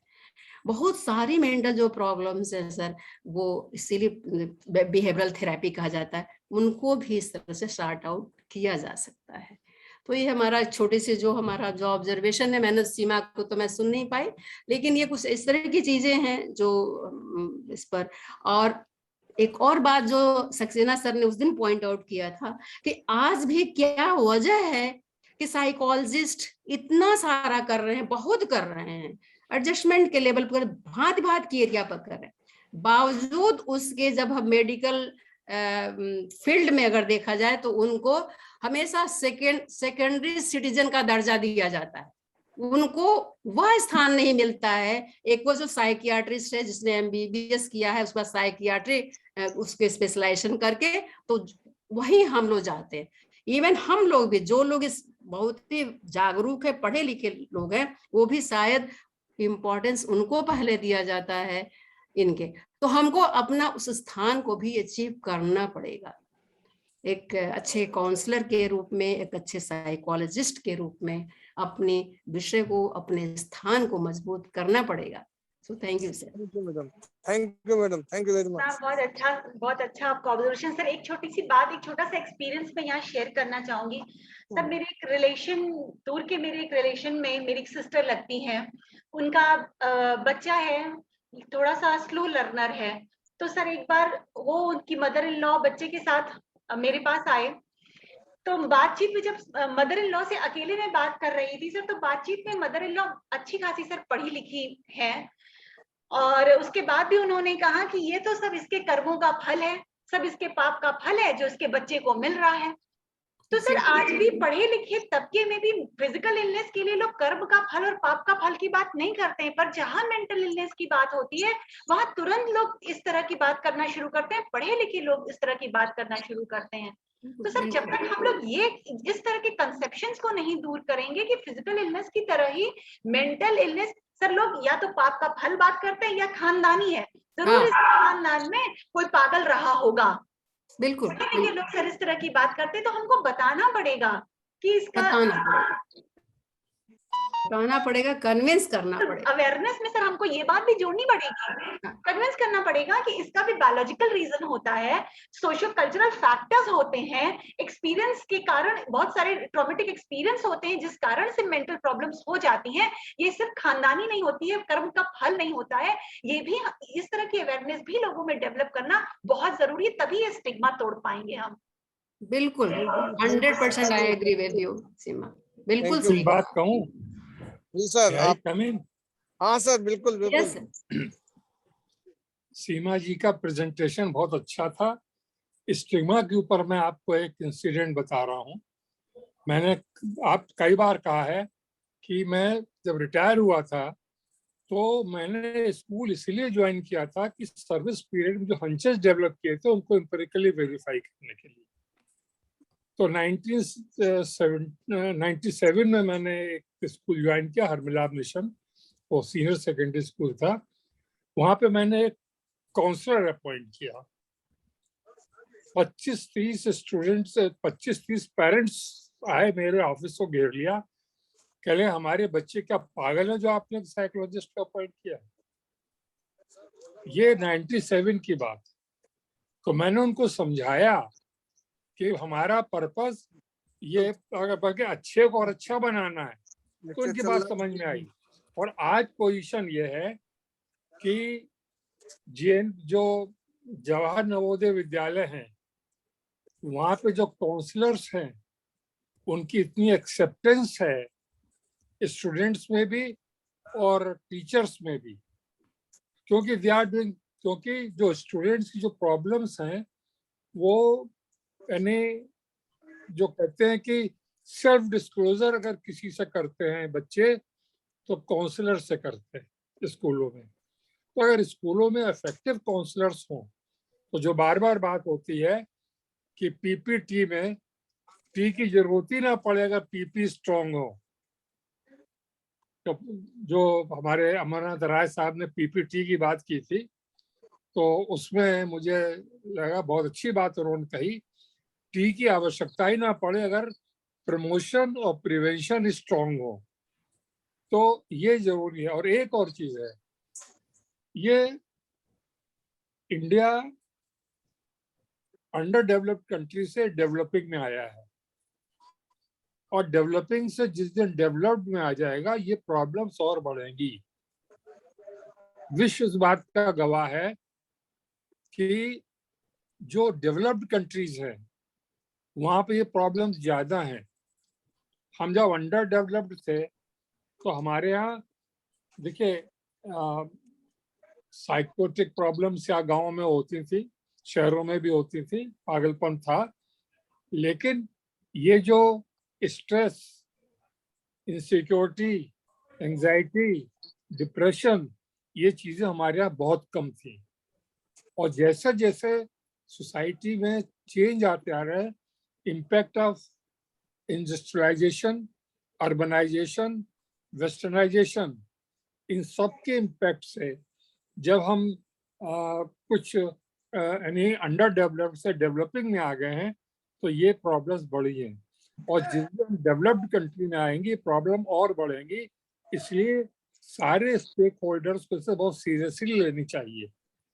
मेंटल हेल्थ प्रॉब्लम बहुत, हम इसको मेंटल फिटनेस ना कहें बल्कि मेंटल हेल्थ प्रॉब्लम्स कहिए। तो ये जो प्रॉब्लम्स हैं इनके लिए बहुत गंभीर होने की जरूरत है, क्योंकि हम लोग we are knocking at the door of developed countries. हम जहाँ पहुंच गए हैं तो हम उस दरवाजे को नॉक कर रहे हैं कि हम अब डेवलप्ड कंट्री की स्टेज में आ रहे हैं। तो जब स्टेज में आ जाएंगे तो और हमारी प्रॉब्लम्स बढ़ेंगी। इसलिए इनकी सोसाइटी में अवेयरनेस की बहुत जरूरत है। और इन्हीं बातों के साथ मैं सीमा जी को बधाई देता हूँ कि उन्होंने बहुत अच्छे ढंग से presentation. Thank you sir, thank you very much. Sir एक छोटी सी बात और, मैं आगे बढ़ाना चाहता हूँ। आपने कहा स्कूल में काउंसलर्स का रोल। सर बिल्कुल, अभी कुछ दिन पहले पब्लिक स्कूल में गई थी, इससे पहले भी एक बार मैं वहां गई थी और मैंने जब बच्चों से मेंटल हेल्थ के बारे में बात की थी तो बच्चे फिर आपस में इस तरह से फेशियल एक्सप्रेशंस बच्चों के देखकर समझ में आ रहा था कि उनको लग रहा था कि ये कितनी गंदी, कितनी खराब बात कर रही है, मेंटल इलनेस पर बात कर रही है, हम पागल हैं क्या, ये हमको पागल समझती हैं क्या। पर सर अब आर्मी स्कूल में एक काउंसलर हैं और वो बहुत अच्छा काम कर रही हैं। तो अभी कुछ दिन पहले मैं जब दोबारा गई थी और मैंने जब मेंटल हेल्थ पे बात करनी शुरू की तो बच्चे बात को समझ रहे थे, एक्सेप्ट कर रहे थे, और बच्चों ने खुद अपनी तमाम तरह की एक्टिविटीज में इस बात को माना कि मेंटल हेल्थ बहुत इंपॉर्टेंट पार्ट है लाइफ का। तो सर आपने बिल्कुल सही कहा, अगर हम स्कूल्स में काउंसलर्स रखें और उनको वो अपना पार्ट ईमानदारी से प्ले करें तो एकदम चेंज आएगा मेंटल हेल्थ को लेकर के। सर बिल्कुल अब आगे कंटिन्यू करते हैं। थैंक यू सीमा जी। मैं समय को देखते हुए अब कार्यक्रम को आगे बढ़ा रहा हूँ।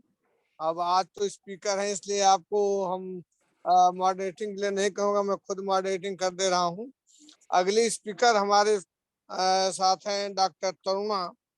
डॉक्टर तरुणा ये गुरु जम्बेश्वर विश्वविद्यालय हिसार से संबंधित हैं। अप्लाइड साइकोलॉजी डिपार्टमेंट में एक सीनियर एसोसिएट प्रोफेसर के रूप में वो वहाँ पर वो कार्य कर रही हैं। मुझे एक मौका मिला था हिसार में कॉन्फ्रेंस में अटेंड करने का, कम्युनिटी साइकोलॉजी कॉन्फ्रेंस थी, तो बहुत अच्छा विभाग है और बहुत अच्छा उन लोगों ने काम किया है। तो डॉक्टर तरुणा जी हमारे बीच में, इनका भी अपना एक अच्छा अनुभव है और ये हम सबको अपनी बात रखेंगी। अधिक समय न लेते हुए मैं तरुणा जी से मैं अनुरोध करूंगा कि वे आए और अपनी बात प्रस्तुत करें। डॉक्टर तरुणा जी। सभी को नमस्कार। और मैं तो बच्चा हूँ, सभी स्टॉलवर्ड्स हैं यहाँ साइकोलॉजी के, और मेरी आवाज पहुंच रही है? यस बिल्कुल ठीक है। टॉपिक जो हम पहले एक बहुत अच्छी चर्चा कर चुके हैं, और जैसा कि अभी सक्सेना सर ने कहा कि हम लोग डेवलप्ड नेशन की तरफ बढ़ रहे हैं। जब हम डेवलप्ड नेशन की तरफ बढ़ रहे हैं तो प्रॉब्लम्स जो भी हैं वो भी हमारी डेवलप्ड नेशंस वाली आने ही लग गई हैं हमारी कंट्री में। Stress, anxiety, depression, tension. छोटे छोटे स्कूल के बच्चे जो हैं वो कहते हैं मुझे टेंशन है, मुझे स्ट्रेस हो रहा है, मुझे घबराहट हो रही है कि मुझे नहीं पता क्या करूं। जब छोटे छोटे बच्चे स्ट्रेस और टेंशन ऐसी बात करने लग जाएं तो ये वाकई में ही ये प्रॉब्लम्स हमारी संस्कृति की भी नहीं थी। जो हमारी सभ्यता है वो सारी डेवलप्ड नेशंस की प्रॉब्लम अब हमारे यहाँ भी दिखाई पड़ रही है। टॉपिक की जहां बात हुई ग्रेटिट्यूड एंड वेल बीइंग, जब प्रोफेसर रामजी लाल जी का मैसेज आया कि मैम आप अपना टॉपिक बताएं, सो उन दिनों में खुद एक ऐसे दौर से निकल रही थी, तो मैंने कहा मैं किस विषय पे लूं। तो मैंने बड़ा साधारण सा टॉपिक, मैंने कहा ग्रेटिट्यूड पर ही चर्चा करेंगे। कोई यहाँ किसी को मैं पढ़ाने नहीं आ रही, सभी साइकोलॉजी से वाकिफ हैं, तो एक छोटी सी चर्चा करेंगे कि ग्रेटिट्यूड किस तरह से, ग्रेटिट्यूड शुक्रान जिसको हम बोलते हैं, शुक्रिया, thank you, I am blessed, I am grateful, we are grateful, ये छोटा सा जो एक विषय हमने आज लिया है ये किस तरह से हमारी वेल बीइंग को, हमारी मेंटल हेल्थ को इनहांस करता है, आइए इस पर चर्चा करते हैं। ग्रेटिट्यूड, जहां मेरा इस फील्ड में काम करते हुए ग्रेटिट्यूड्स में कैसे इसके ऊपर मेरा इंटरेस्ट बना, एक छोटा सा एपिसोड मैं आपसे शेयर करना चाहूंगी।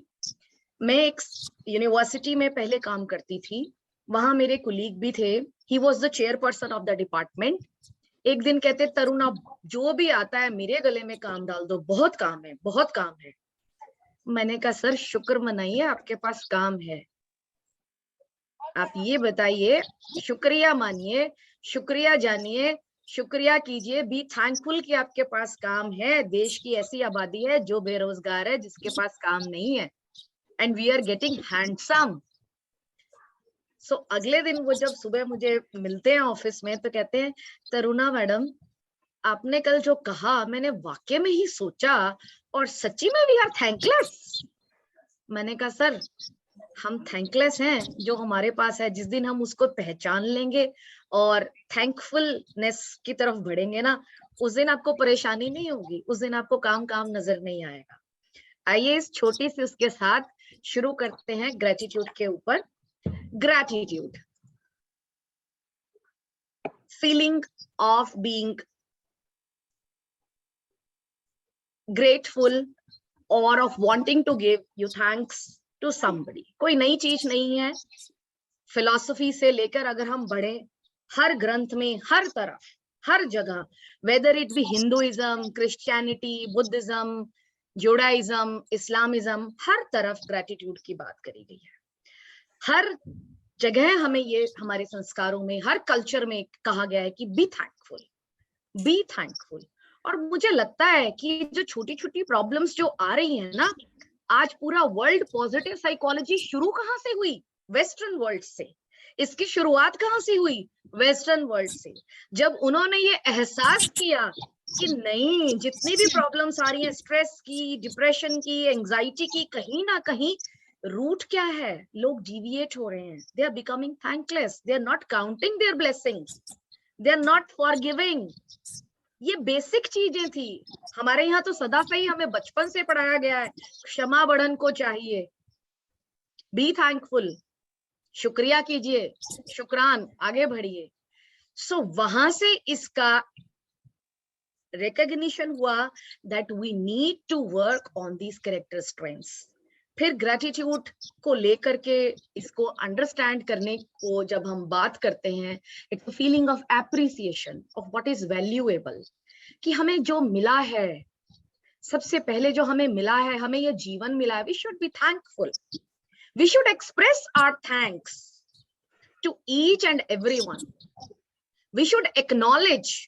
When we will start acknowledging, जब हम ये काम acknowledgement का शुरू कर देंगे, we will start appreciating the things, we will start appreciating whatever we have, we will start appreciating others, then we will definitely realize a change in ourselves.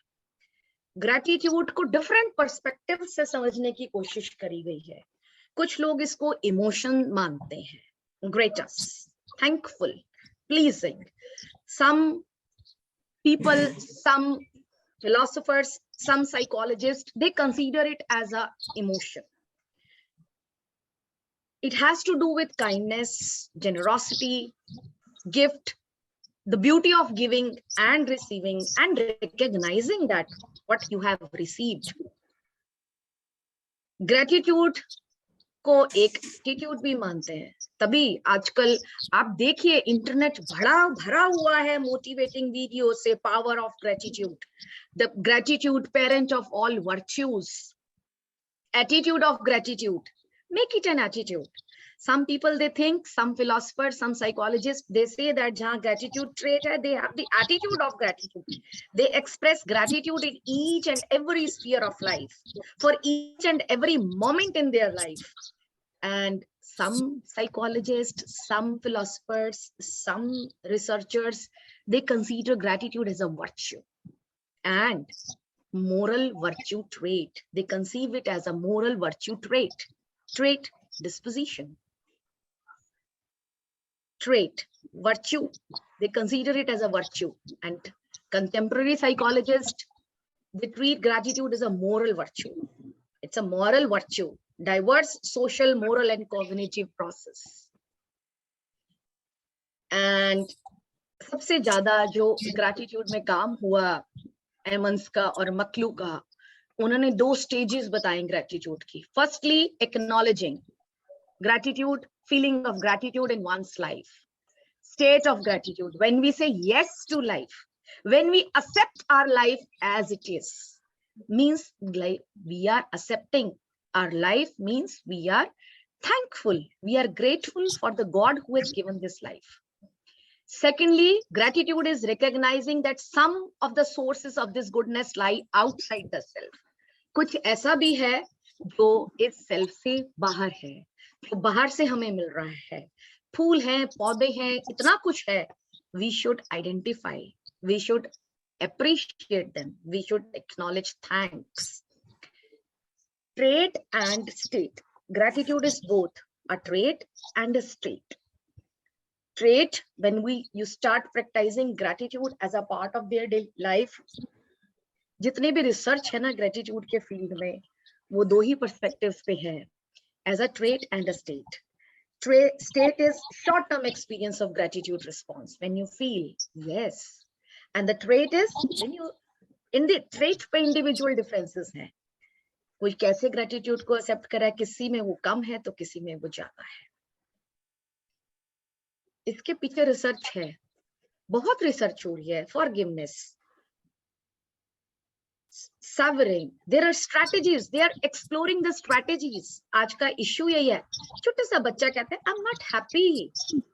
एक clinic, एक काउंसलिंग हमारे सेल में case आया, local हमारे यहाँ से किसी doctor ने भेजा हमें रेफर करके. पेरेंट्स से बच्चा कहते हैं हमारा बच्चा खुश नहीं है. आई आस्क्ड दैट चाइल्ड, क्या बात है बच्चे? Aunty I am not happy. मैंने कहा you are in just 6th standard, why are you feeling that you are not happy?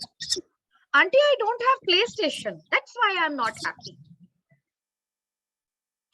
Now अब सभी हम लोग साइकोलॉजिस्ट हैं, हम डेली क्लिनिक्स, अपना क्लिनिकल एस्पेक्ट भी देखते हैं, काउंसलिंग भी देखते हैं, सब कुछ देखते हैं, अपनी टीचिंग भी देखते हैं. छोटा सा 6th क्लास का बच्चा, 6ठी का बच्चा, उसकी क्या उम्र है, वो मात्र 10-11 साल का है, कहता है aunty I am not happy because I don't have play station.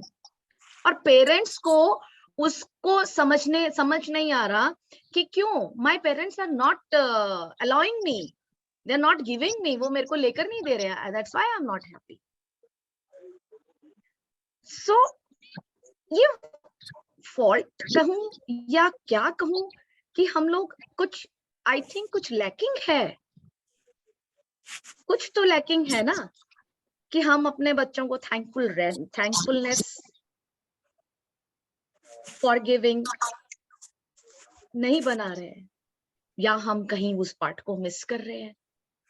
सो इतनी रिसर्च है और वो रिसर्च एविडेंस बेस्ड है, वेस्टर्न कल्चर से शुरू हुई, आज हमारे इंडिया में भी कितनी थीसिस हो रहे हैं. मेरा बच्चा भी एक है, वो ग्रेटिट्यूड के ऊपर, building gratitude exercises and enhancing happiness के ऊपर काम कर रहा है. So scientifically neural mechanism has also been studied. There are clinical evidences जिन्होंने फाइंडिंग्स देखी हैं कि जब ग्रेटिट्यूड प्रैक्टिस करता है जो इंसान, जब ये ट्रेनिंग दी जाती है और जो ग्रेटिट्यूड में रहते हैं, those who are practising gratitude, तो क्या उसका न्यूरल मैकेनिज्म है.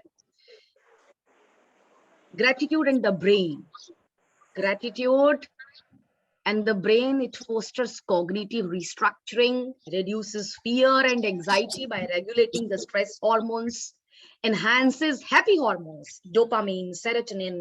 They're responsible for happiness. Wires and fires new neural corrections to bliss centers. Means इतना कुछ gratitude करता है, इसके scientific evidences है पूरे, जो हम यहाँ एक छोटे से PPT में they cannot be presented. Neural mechanism, gratitude is consistently related to the medial prefrontal cortex.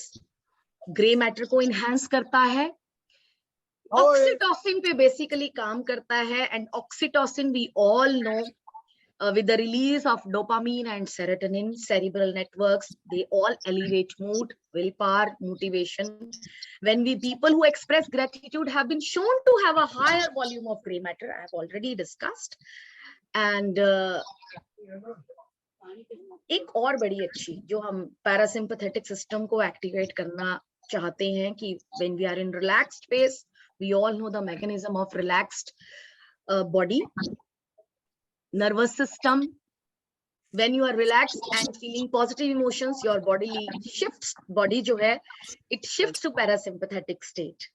So gratitude practice can be a catalyst. It acts as a catalyst into this parasympathetic state.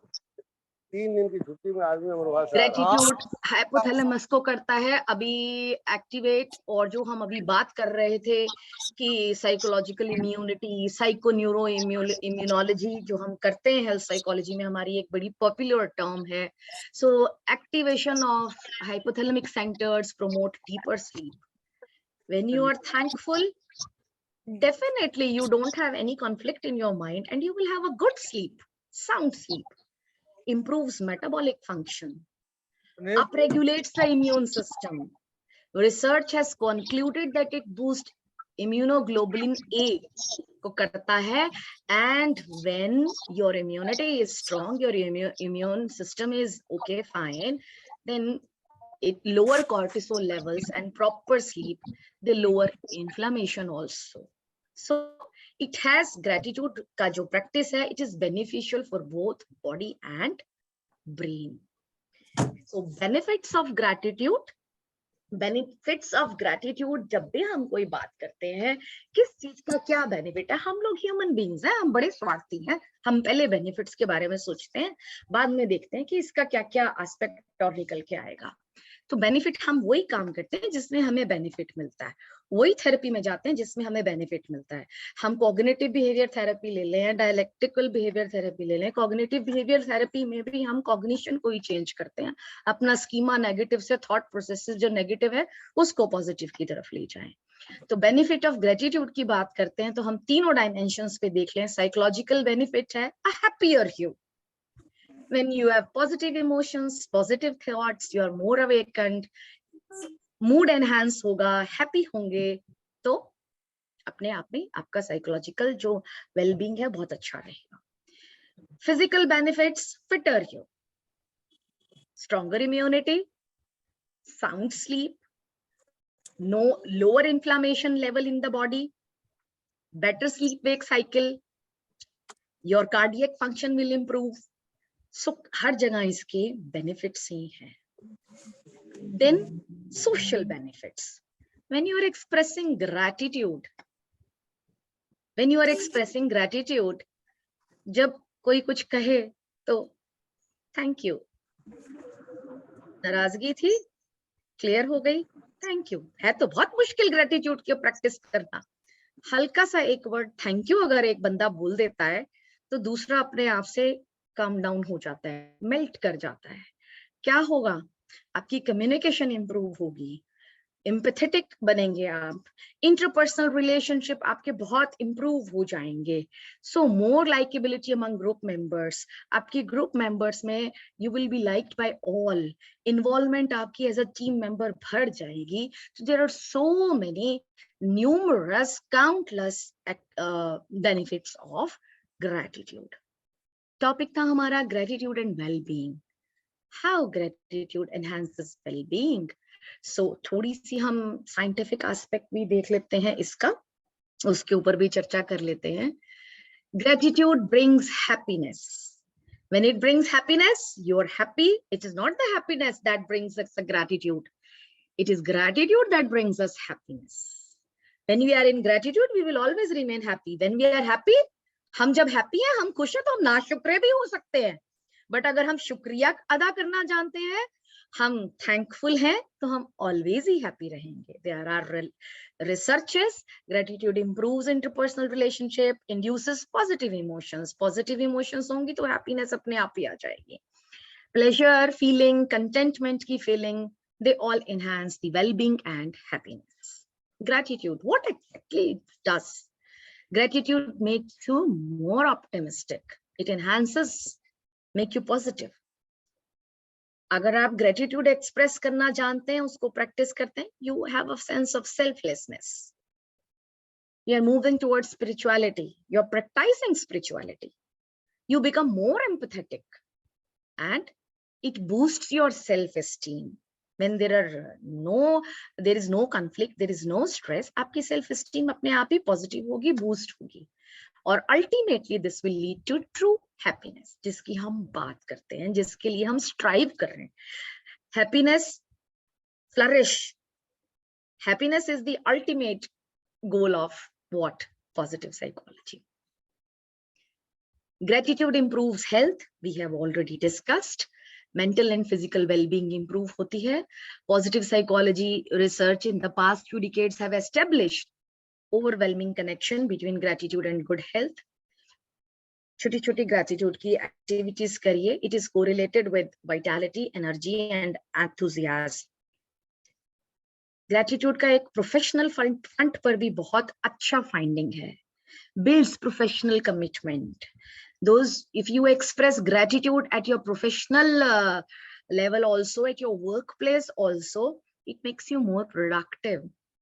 जो काम आप गुस्से से नहीं करा सकते ना, प्यार से और थैंक यू से करा सकते हैं. किसी से काम लेना हो तो be thankful, be kind, express gratitude. They will do anything for you. Grateful workers are more efficient. It enhances your efficiency. It makes you more productive. And वो मैंने आपको एग्जाम्पल शुरू में ही दिया था, that professor of psychology was so disturbed. कुछ भी आता है तरुणा मैडम, मैं नाम नहीं डिस्क्लोज करूंगी, बस मेरे गले में डाल दीजिए, मैडम ये हेल्प की। मैंने कहा सर शुक्र मनाइए आपके पास काम है, देखिए कितने लोग बेरोजगार हैं। सो अगर आप थैंकफुल हैं, you will be more loyal towards your work. There will be no counterproductive aspect. It enhances employees' efficiency. They become more productive. Gratitude makes compassionate leaders, considerate leaders, empathetic leaders, and loved among others. ऐसे leaders होते हैं जिनके अंदर gratitude जो express करते हैं वो altogether different होते हैं. They're not the dictator types.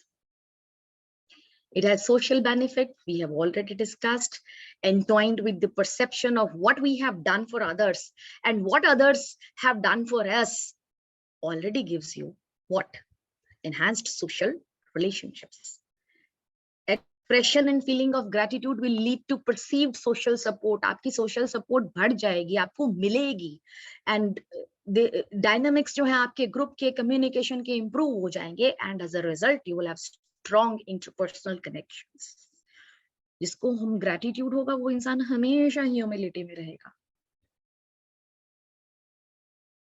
Gratitude interventions, जितने भी gratitude के ऊपर छोटी छोटी trials चल रहे हैं पूरे psychology में, positive psychology में, forgiveness पर, gratitude पर, enhancing gratitude, enhancing forgiveness, how we can enhance happiness via gratitude building exercises, how gratitude can change us, lifestyle हमारा, या हम किस तरह से इसको अपनी health को improve कर सकते हैं. There are evidences that gratitude act as a protective factor against anxiety and depression. Gratitude, anxiety और depression दोनों को ही दूर रखता है. Yes, gratitude का suicide prevention में भी बहुत important role है.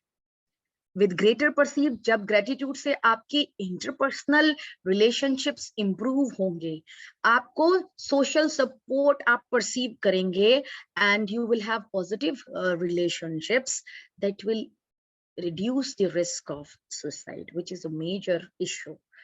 So in adolescents, ये Woods की एक study है जहाँ उन्होंने find out किया कि it helps. Gratitude has chances of preventing suicide by enhancing meaning to life. Gratitude and grief management. Yes, when we start accepting gratitude, we start expressing, practicing gratitude. Yes, it helps. It helps in grief management also. Kelly and Buckley, they have mentioned in their book Gratitude and Grief when she lost her 23-year-old son, and the pain was profound, and she started gratitude, practicing gratitude. Gratitude makes you resilient. Gratitude से resilience बढ़ता है और negative emotions, distress जो है वो आपका दूर भागता है, कम होता है. जब ये negative emotions कम होंगी तो positive अपने आप ही बढ़ेंगी. मेरा तजुर्बा बहुत छोटा है, हमारे बीच प्रोफेसर सक्सेना जी हैं, प्रोफेसर रामजी लाल जी हैं, राय साहब हैं. Their experience is more than my age, but yes, sir आपने भी महसूस किया होगा कि जीवन में अगर नेगेटिविटी से बाहर आना है तो हमें पॉजिटिविटी को बढ़ाना होगा, वो अपने आप ही घटती चली जाएगी. So gratitude enhances positive emotions. ये पॉजिटिविटी को बढ़ाता है, नेगेटिव इमोशंस को कम करता है. मुद्दा है कि ग्रेटिट्यूड को कल्टीवेट कैसे किया जाए. हम कैसे अपने बच्चों में, हम सभी टीचर्स हैं, बाद में हम दूसरा काम करते हैं, चाहे वो रिसर्च है, चाहे वो कम्युनिटी सर्विस है. मैं तो एक टीचर हूँ, सबसे पहला मेरा काम है क्लासरूम को संभालना, और क्लासरूम में 60 तो रहते ही हैं एक क्लास में. सो अगर उसी छोटे सी सेगमेंट से ही हम शुरुआत करें तो मुद्दा तो यही है कि हम अपने बच्चों को ग्रेटिट्यूड में रहना कैसे सिखाएं. बचपन से शुरू करेंगे तो उनका आगे का जो जीवन है वो जीवन भर वो राइट एज है मेरे अनुसार कि उस समय में वो चीजें सिखाई जाएं जो आज मिसिंग है। शायद उस बच्चे को अगर ये सिखाया है, उसको मैंने सिंपल ये कहा, बेटा count what do you have, आप मुझे वो काउंट करो कि आपके पास कौन कौन से टॉयज हैं, कौन कौन सी गेम्स हैं। ही सेड कि मेरे पास ये है। मैं कहा कौन से फ्रेंड के पास प्ले स्टेशन है? मैम उसके पास है। उसके पास वो सारी गेम्स हैं जो आपके पास है? नो वो तो नहीं है आंटी। फिर मैंने कहा फिर उसको प्रॉब्लम में होना चाहिए। Why are you not happy? You should be happy, तुम्हारे पास उसके ज्यादा गेम्स हैं। हाँ आंटी मैं कल उसको बताऊंगा मेरे पास ये भी है और वो भी है। तो थोड़ा सा बच्चे को हमने कैसे उसको प्यार से लिया, क्योंकि 10 साल के बच्चे की 11 साल के बच्चे की काउंसलिंग करना आसान नहीं है, बहुत चैलेंजिंग है। तो छोटी छोटी एक्सरसाइजेस हैं, जरा उनको हम एक बार रिवाइज कर लेते हैं ताकि हम लोग अपना रूटीन प्रैक्टिस में क्लासरूम में भी बच्चों को अगर 2 मिनट भी 3 मिनट भी दें कि ऐसा करके देखिए, करना शुरू कीजिए, और या हम भी शुरू कर दें तो हमारे को हम और अच्छा हमारा मेंटल हेल्थ वेलबींग होगा। Waking up with gratitude, first exercise, first thing जो हम अगर बच्चों को, अपने बच्चों को सिखाएं कि सबसे उठते ही क्या करना है, हम एटलीस्ट अपने बच्चों को बोलें घर में भी कि जब आप उठते हो be happy and say thank to God, oh wow another day, मैं बहुत अच्छे से जगा हूं, I am alive, I am kicking, मेरे हाथ पैर सब ठीक है, मैं आराम से सोया, मैं सुबह उठा। मोस्टली लोग तो कुछ ऐसे भी हैं जो सो गए और मॉर्निंग उन्होंने देखी ही नहीं। So first simple exercise, start your day with the gratitude. जब आप उठते हैं, बेड पे बैठते हैं, thanks God, another day, new day of this life. Cultivate and nurture this habit of expressing gratitude every day. We all should in our students. अगर हमारी class में 60 में से 6 बच्चे भी सीख जाते हैं तो हमारा वो जो कम्युनिटी वाला पर्पस है ना, जो हम बाद में जाएं या करें, जो हमारे पास पॉपुलेशन है हम उसी को ही पहले थोड़ा थोड़ा बदल दें। अगर उस बच्चे में चेंज होगा ना तो एटलीस्ट वो अपने बच्चों को भी, जब वो एक एज में आएगा, हमारे पास सारे रिप्रोडक्टिव एज ग्रुप है, तो वो कहीं ना कहीं उसको ट्रांसफर करेगा कि ये करना शुरू करो। Gratitude reflection, enhance self awareness, हम देखें कि हमारे पास क्या है, उसको रियलाइज करें। Beauty of life and living, good things in life, ये बड़ी इफेक्टिव एक्सरसाइज है and personally I have felt it, बहुत ही इफेक्टिव है। कभी क्लासरूम में हम कई बार बहुत सारे मुद्दे छेड़ते हैं, हम टीचर्स हैं, हम सोशल इश्यूज पर, और हम तो सोशल ओनर्स भी हमारे ऊपर है, हम साइकोलॉजिस्ट हैं, हम समाज की बहुत सारे इश्यूज को भी कई बार क्लास में उठाते हैं। अगर हम किसी दिन साधारणतः कभी बच्चों से कहें कि just pen down 3 good things in life, कोई डिप्रेस्ड है, कोई स्ट्रेस्ड है, ask that fellow just pen down 3 good things in life, तो वो 3 गुड थिंग्स अगर ढूंढेगा, then make him realize, be thankful for these 3 which you have and others don't, so that enhance optimism, happiness. Gratitude letters, gratitude visits, छोटी सी exercise, अरे मेरे लिए किसी ने कुछ अच्छा किया है, मैं उसको अप्रिशिएट करूं, उसको पहले तो एक्नॉलेज करूं कि यस मेरे लिए कुछ हुआ है, जाइए विजिट कीजिए, थैंक यू, आपने मेरे लिए ये किया, आपने मेरे को ये सिखाया, आपने मुझे आज ये प्लेटफॉर्म दिया, I am thankful that I am able to share my feelings. हम यहाँ सिर्फ फीलिंग्स शेयर कर रहे हैं, हम सभी साइकोलॉजी के फील्ड से, हम किसी को कुछ पढ़ा सिखा नहीं रहे, we are just caring. So gratitude letters, write a letter. अब वो चीजें लुप्त हो गई हैं, उसका स्थान जो है वो ईमेल्स ने ले लिया है। Go ahead, write an email, express it. If you love your wife, say I love you, there is no harm. Expression of emotion is very important. हम लोग अपने इमोशंस को एक्सप्रेस ही नहीं कर पाते हैं, कई बार तो हम एक्सप्रेशन ही नहीं दे पाते हैं, हमारा आउटलेट नहीं होता, हम अंदर लिए रहते हैं।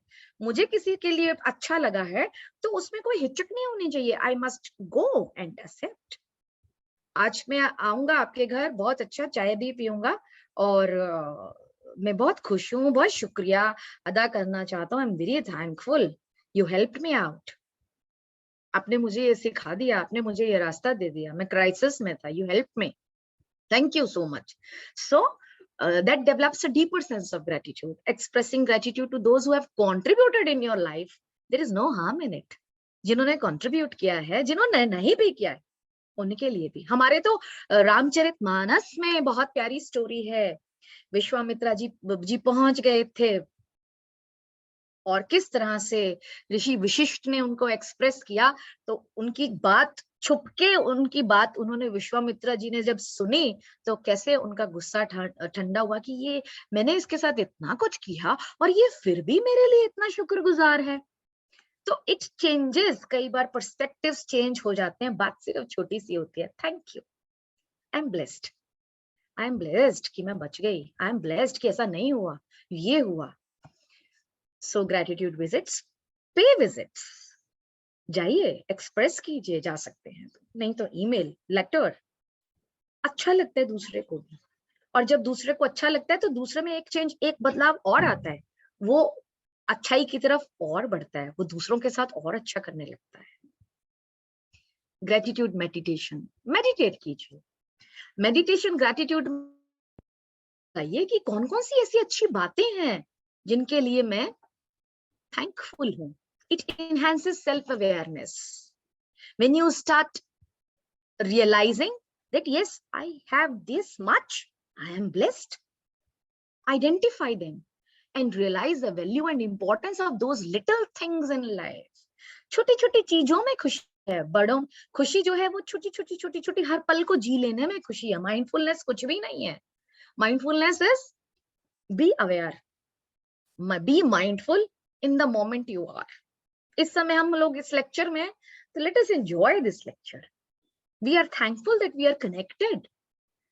Gratitude expression build meaningful and healthy interpersonal relationships. When you will start expressing the gratitude, definitely you'll be able to build healthy relationships. आज का सबसे बड़ा मुद्दा, सबसे बड़ा इशू जो हम देख रहे हैं जैसे जैसे हम डेवलप्ड नेशन की तरफ बढ़ रहे हैं, interpersonal issues, broken homes, divorce हो रहे हैं, घर टूट रहे हैं, nuclear families, nobody wants to have joint family. But when you express, अरे हम तो सब इकट्ठे रहते हैं, we are thankful, so it changes the perspective. तो ये छोटी छोटी एक्सरसाइजेस जो हैं हम खुद भी करें और अपने स्टूडेंट्स को हम शुरू कर रहे हैं कराना, तो एटलीस्ट कुछ सीखेंगे, जिसमें बदलाव आएगा वो आगे उसको लेकर जाएगा, एक से दूसरे को सिखाएगा. सो ग्रेटिट्यूड जर्नल जो एक मेजर है, कीपिंग डायरी. हम लोग डायरीज बनाया करते थे हमारे टाइम में, आजकल वो जगह फोन और इनने ले ली है. हम लोग किसी एक्सकर्शन पर भी जाते थे, कभी स्कूल ट्रिप पर जाते थे या कॉलेज ट्रिप पर जाते थे, तो we used to maintain a journal. हम लोग जर्नल बनाते थे, हमने क्या देखा रास्ते में, कहाँ झरना था या क्या था. सो ऐसे ही अगर हम we start making a journal, preparing a journal, pen down all little things and all big things in life that you are thankful for. उनको नोट कीजिए, वो आपको एहसास दिलाएंगे, अरे ऐसा भी हुआ था, अगर ये नहीं हुआ तो वो पल भी ऐसा था जब हमें मिला, आज नहीं तो वो तो मिला. अपने मन का हो तो अच्छा, अपने मन का ना हो तो बहुत अच्छा. दिस इज व्हाट, ये हमें ये छोटी छोटी बातें जिनसे हम दूर हो रहे हैं, हमारे बच्चे दूर हो रहे हैं, इनमें ग्रेटिट्यूड ही तो है. ये सारी चीजें जो हमें बचपन से सिखाई गई हैं, ये ग्रेटिट्यूड को ही तो इनकलकेट करती हैं, कल्टीवेट करती हैं. This is a small exercises and yes, I have personally realised, it's my personal experience, when you are in gratitude you will have a altogether different state of well-being. And with these small exercises, यहीं इसी के साथ ही मैं आज के अपनी चर्चा के विषय को विराम दूंगी. And express heartfelt gratitude to one and all, especially to Ramji Lal ji for providing this opportunity. और हम सभी के कुछ कुछ एक्सपीरियंसेस रहे होंगे ग्रेटिट्यूड से रिलेटेड. अरे ये क्या हुआ, ये कहीं चला गया मेरा जूम, एक मिनट.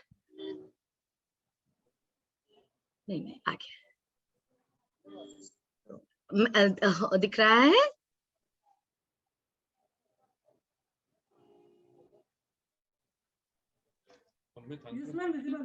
यस दिख रहा है ना? यस हाँ जी।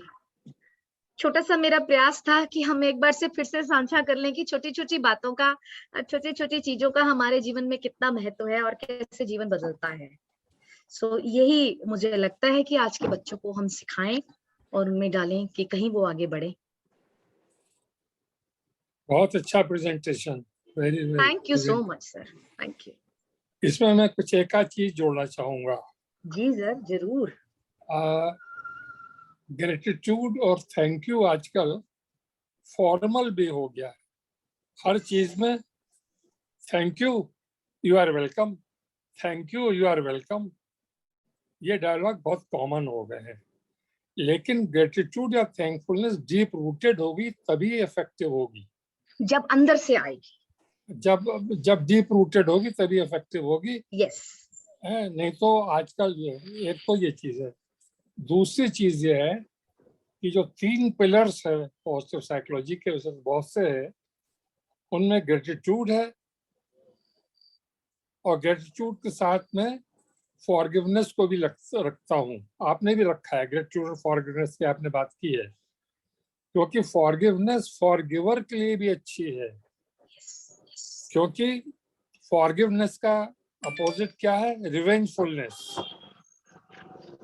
अगर किसी ने कुछ हमारा खराब किया है, बर्गर एक ले आ रहा है। हेलो, हाँ सर। तो रिवेंजफुलनेस जो है वो यानी एक्स वाई से रिवेंज लेना चाहता है। एक्स प्लानिंग कर रहा है, स्कीमिंग कर रहा है, वाई को पता भी नहीं है। वाई की मेंटल हेल्थ खराब हो रही है, एक्स की मेंटल हेल्थ खराब हो रही है, क्योंकि वो जो भी रिवेंज लेने के स्टेप्स लेता है वो सब फेल हो रहा है। तो gratitude and forgiveness is important for forgiver also. और दूसरी चीज है हैप्पीनेस।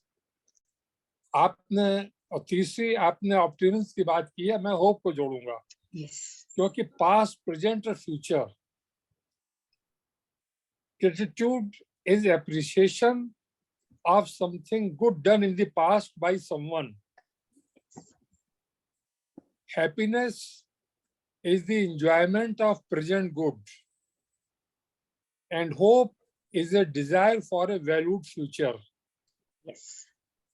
तो आपने ऑप्टिमिज्म की बात की है। ऑप्टिमिज्म और होप में थोड़ा सा अंतर है कि ऑप्टिमिज्म केवल कॉग्निटिव लेवल पे होता है, होप कॉग्निटिव और इमोशनल दोनों अफेक्टिव लेवल पे, दोनों पे होता है। तो आपने बहुत अच्छा प्रेजेंटेशन था और ये जरूरी हो गया है इस समय कि जैसे आपने भी इसको एक्सेप्ट किया कि जब हम डेवलप्ड हो जाएंगे तो हमको इसकी ज्यादा जरूरत रियलाइज हुई, और रियलाइज किया है डेवलप्ड कंट्रीज ने, यूरोप ने और यूएसए ने। एक बात और कहेंगे इसमें लास्ट में कि डेवलप्ड कंट्री जब सोसाइटी होती जा रही है तो कम्युनिटी फीलिंग कम होती जा रही है। Yes. कम्युनिटी का जो सबसे इम्पोर्टेंट इंग्रेडिएंट है that is community sentiment. Yes. और कम्युनिटी सेंटिमेंट अब एब्सेंट होता जा रहा है, और कम्युनिटी सेंटिमेंट एब्सेंट हो रहा है, पड़ोसी क्या हो रहा है नोबडी नोज। तो ये जो हमारे कम्युनिटी साइकोलॉजी में हमें ये भी प्रयास करना चाहिए कि हम कम्युनिटी सेंटिमेंट को लाएं, और जब कम्युनिटी सेंटिमेंट बढ़ेगा तब ये पॉजिटिव साइकोलॉजी के जो वेरिएबल्स हैं ये ज्यादा इफेक्टिव होंगे। Yes. ये मेरे कुछ ऑब्जर्वेशंस हैं, और मैं और लोगों को भी ऑब्जर्व करना है, तो मैंने संक्षेप में ये बताया। Thank you.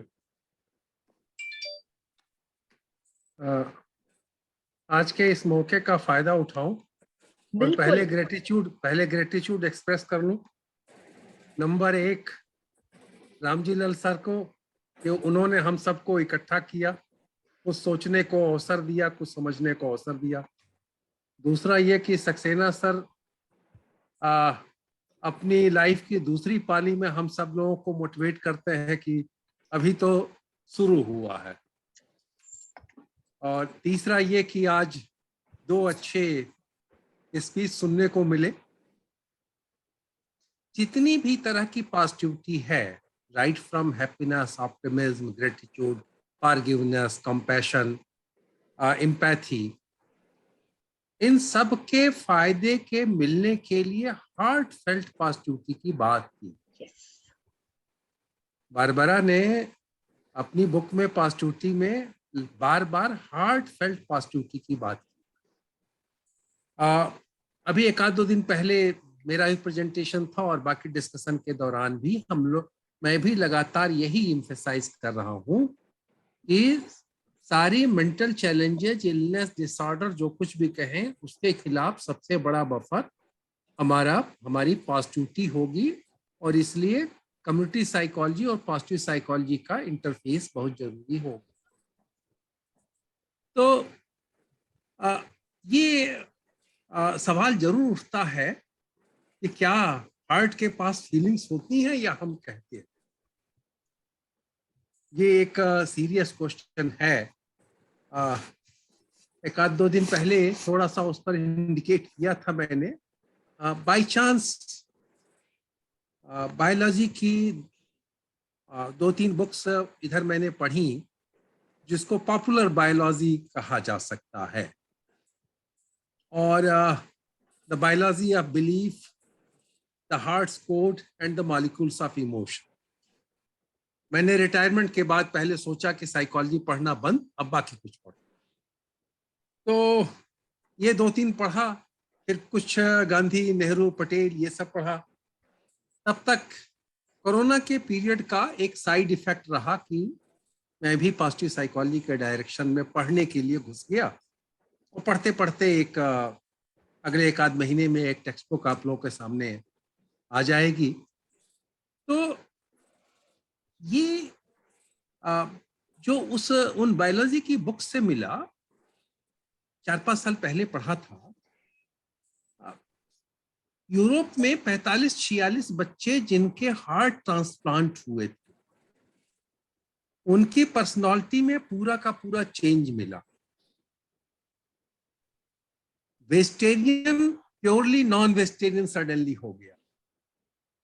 उसमें एक बहुत इंपॉर्टेंट केस है कि बच्चे ने जब बहुत कुछ अजीब अजीब सा कहना शुरू किया, ऐसे मार दिया, वैसे कर दिया, तो पेरेंट्स उसको लेके पहले काउंसलर के पास गए। और काउंसलर ने जब बातें सुनी समझी तो उन्होंने कहा कि लेट अस कॉन्टैक्ट पुलिस। और ये बच्चा जो हार्ट ट्रांसप्लांट का रिसिपिएंट था, उसने जो कुछ नरेट किया उसकी बेसिस पर वो लोग पकड़े गए जिसने की डोनर को मारा था। So heart was carrying the memory. अब आज का समय ऐसा नहीं है कि उस पर बहुत कुछ कहूं। मैंने इसीलिए जानबूझ करके वो जो अपकमिंग टेक्स्ट बुक है उसमें एक चैप्टर जोड़ा है, द बायोलॉजी ऑफ पॉजिटिविटी, जिससे ये बातें थोड़ी सी हम साइकोलॉजी वालों के बीच में पहुंचे कि कैसे एक इंटरफेस चल रहा है साइकोलॉजी और बायोलॉजी और फार्माकोलॉजी, इवन क्वांटम फिजिक्स। तो हाँ, मुझे ये महसूस होने लगा है उन किताबों को पढ़ने के बाद कि हार्ट और हमारे सारे बॉडी सेल्स में ये सब कुछ एक्सपीरियंस करने का मादा है। हमारे सेल्स के मेम्ब्रेन में इंटेलिजेंस है, वो डिसाइड करता है। एक्चुअली इम्यूनिटी है क्या? पॉजिटिविटी से इम्यूनिटी बढ़ती है, तो वो कैसे बढ़ती? हमारे सारे सेल्स वो पॉजिटिविटी को एक्सपीरियंस करते हैं और एनिमीज के आने का रास्ता बंद करते हैं। यही हमारी इम्यूनिटी का बढ़ना है, जैसा मैं उसमें से समझ पाया।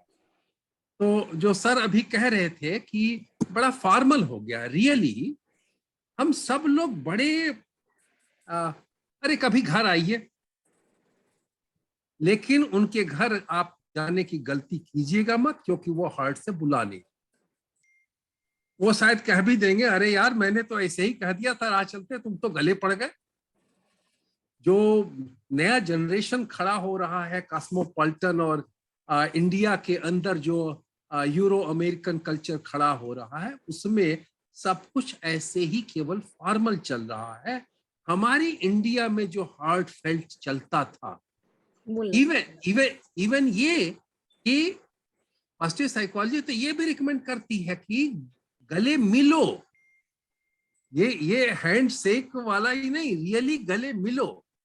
तो वो गले मिलने से किस तरीके से पॉजिटिविटी हमारे अंदर, हमारी पूरी बॉडी में सर्कुलेट होती। तो सर आपने जो बात कहा उसी को मैं वो दोहरा रहा था। तो आज के इस सेशन में मैं अपना व्यक्तिगत ग्रेटिट्यूड रामजी लाल साहब को, सर को, दोनों स्पीकर्स को, और इन सब से ज्यादा थोड़े से बचे हुए ऑडियंस है। हम बोलने को तैयार हैं, आज सबसे बड़ी मुश्किल है कोई सुनने को नहीं तैयार है। तो जो बड़े धैर्य पूर्वक सुन रहे हैं, उनको हम लोग तो जो है शायद बोलने के लिए व्याकुल हैं और हमें सुनने को कोई तैयार नहीं है। तो बहुत सारे लोग यहाँ उपस्थित हैं, इस समय भी हमें सुनने को तैयार है। तो सबसे ज्यादा ग्रेटिट्यूड तो उन्हीं को, और बिल्कुल दिल से ग्रेटिट्यूड। धन्यवाद। मेहरबान श्रोताओं को। बहुत अच्छा। सर आपकी इस बात पे मुझे बशीर बद्र का एक शेर याद आ रहा है बदलते हुए सिनेरियो पे। बशीर बद्र ने कहा था, ये नए मिजाज का शेर है, जरा संभल के रहा करो, कोई हाथ भी न मिलाएगा जो गले मिलोगे तपाक से। तो ग्रेटिट्यूड का ये आलम आज के समय में हो गया है। बिल्कुल, कहीं ना कहीं से शुरुआत करेंगे। ग्रेटिट्यूड का मायना ही वो है जब जो अंदर से आए, दिल से आए।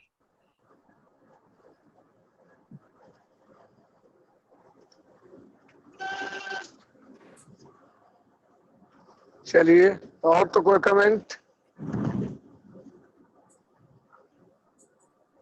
आगे इसके समापन जी। जी सर, बिल्कुल, thank you so much ma'am. जो छोटी छोटी सी टिप्स दी, मुझे लगता है मैम अगर हम लोग सचमुच अपने बच्चों को वो टिप्स सिखाएं और थोड़ा भी ग्रेटिट्यूड उनके अंदर आए, तो जो इतनी सारी बिहेवियर प्रॉब्लम्स बच्चों में दिख रही, आपने मैम बहुत अच्छे एग्जाम्पल से बात को समझाया। और ये हम बड़े ही अपने बिहेवियर से बच्चों में वो चीजें डाल रहे हैं। हमारे पड़ोसी ने कुछ किया तो सबसे पहले हम बड़ों को प्रॉब्लम होने लगती है, अरे उनके घर में 50 इंच का टीवी है, हमारे घर में 42 इंच का टीवी कैसे। तो वो बच्चे वो ले रहे हैं और थैंकफुल होने की बजाय बच्चे लगातार कंपैरिजन में लगे हुए हैं।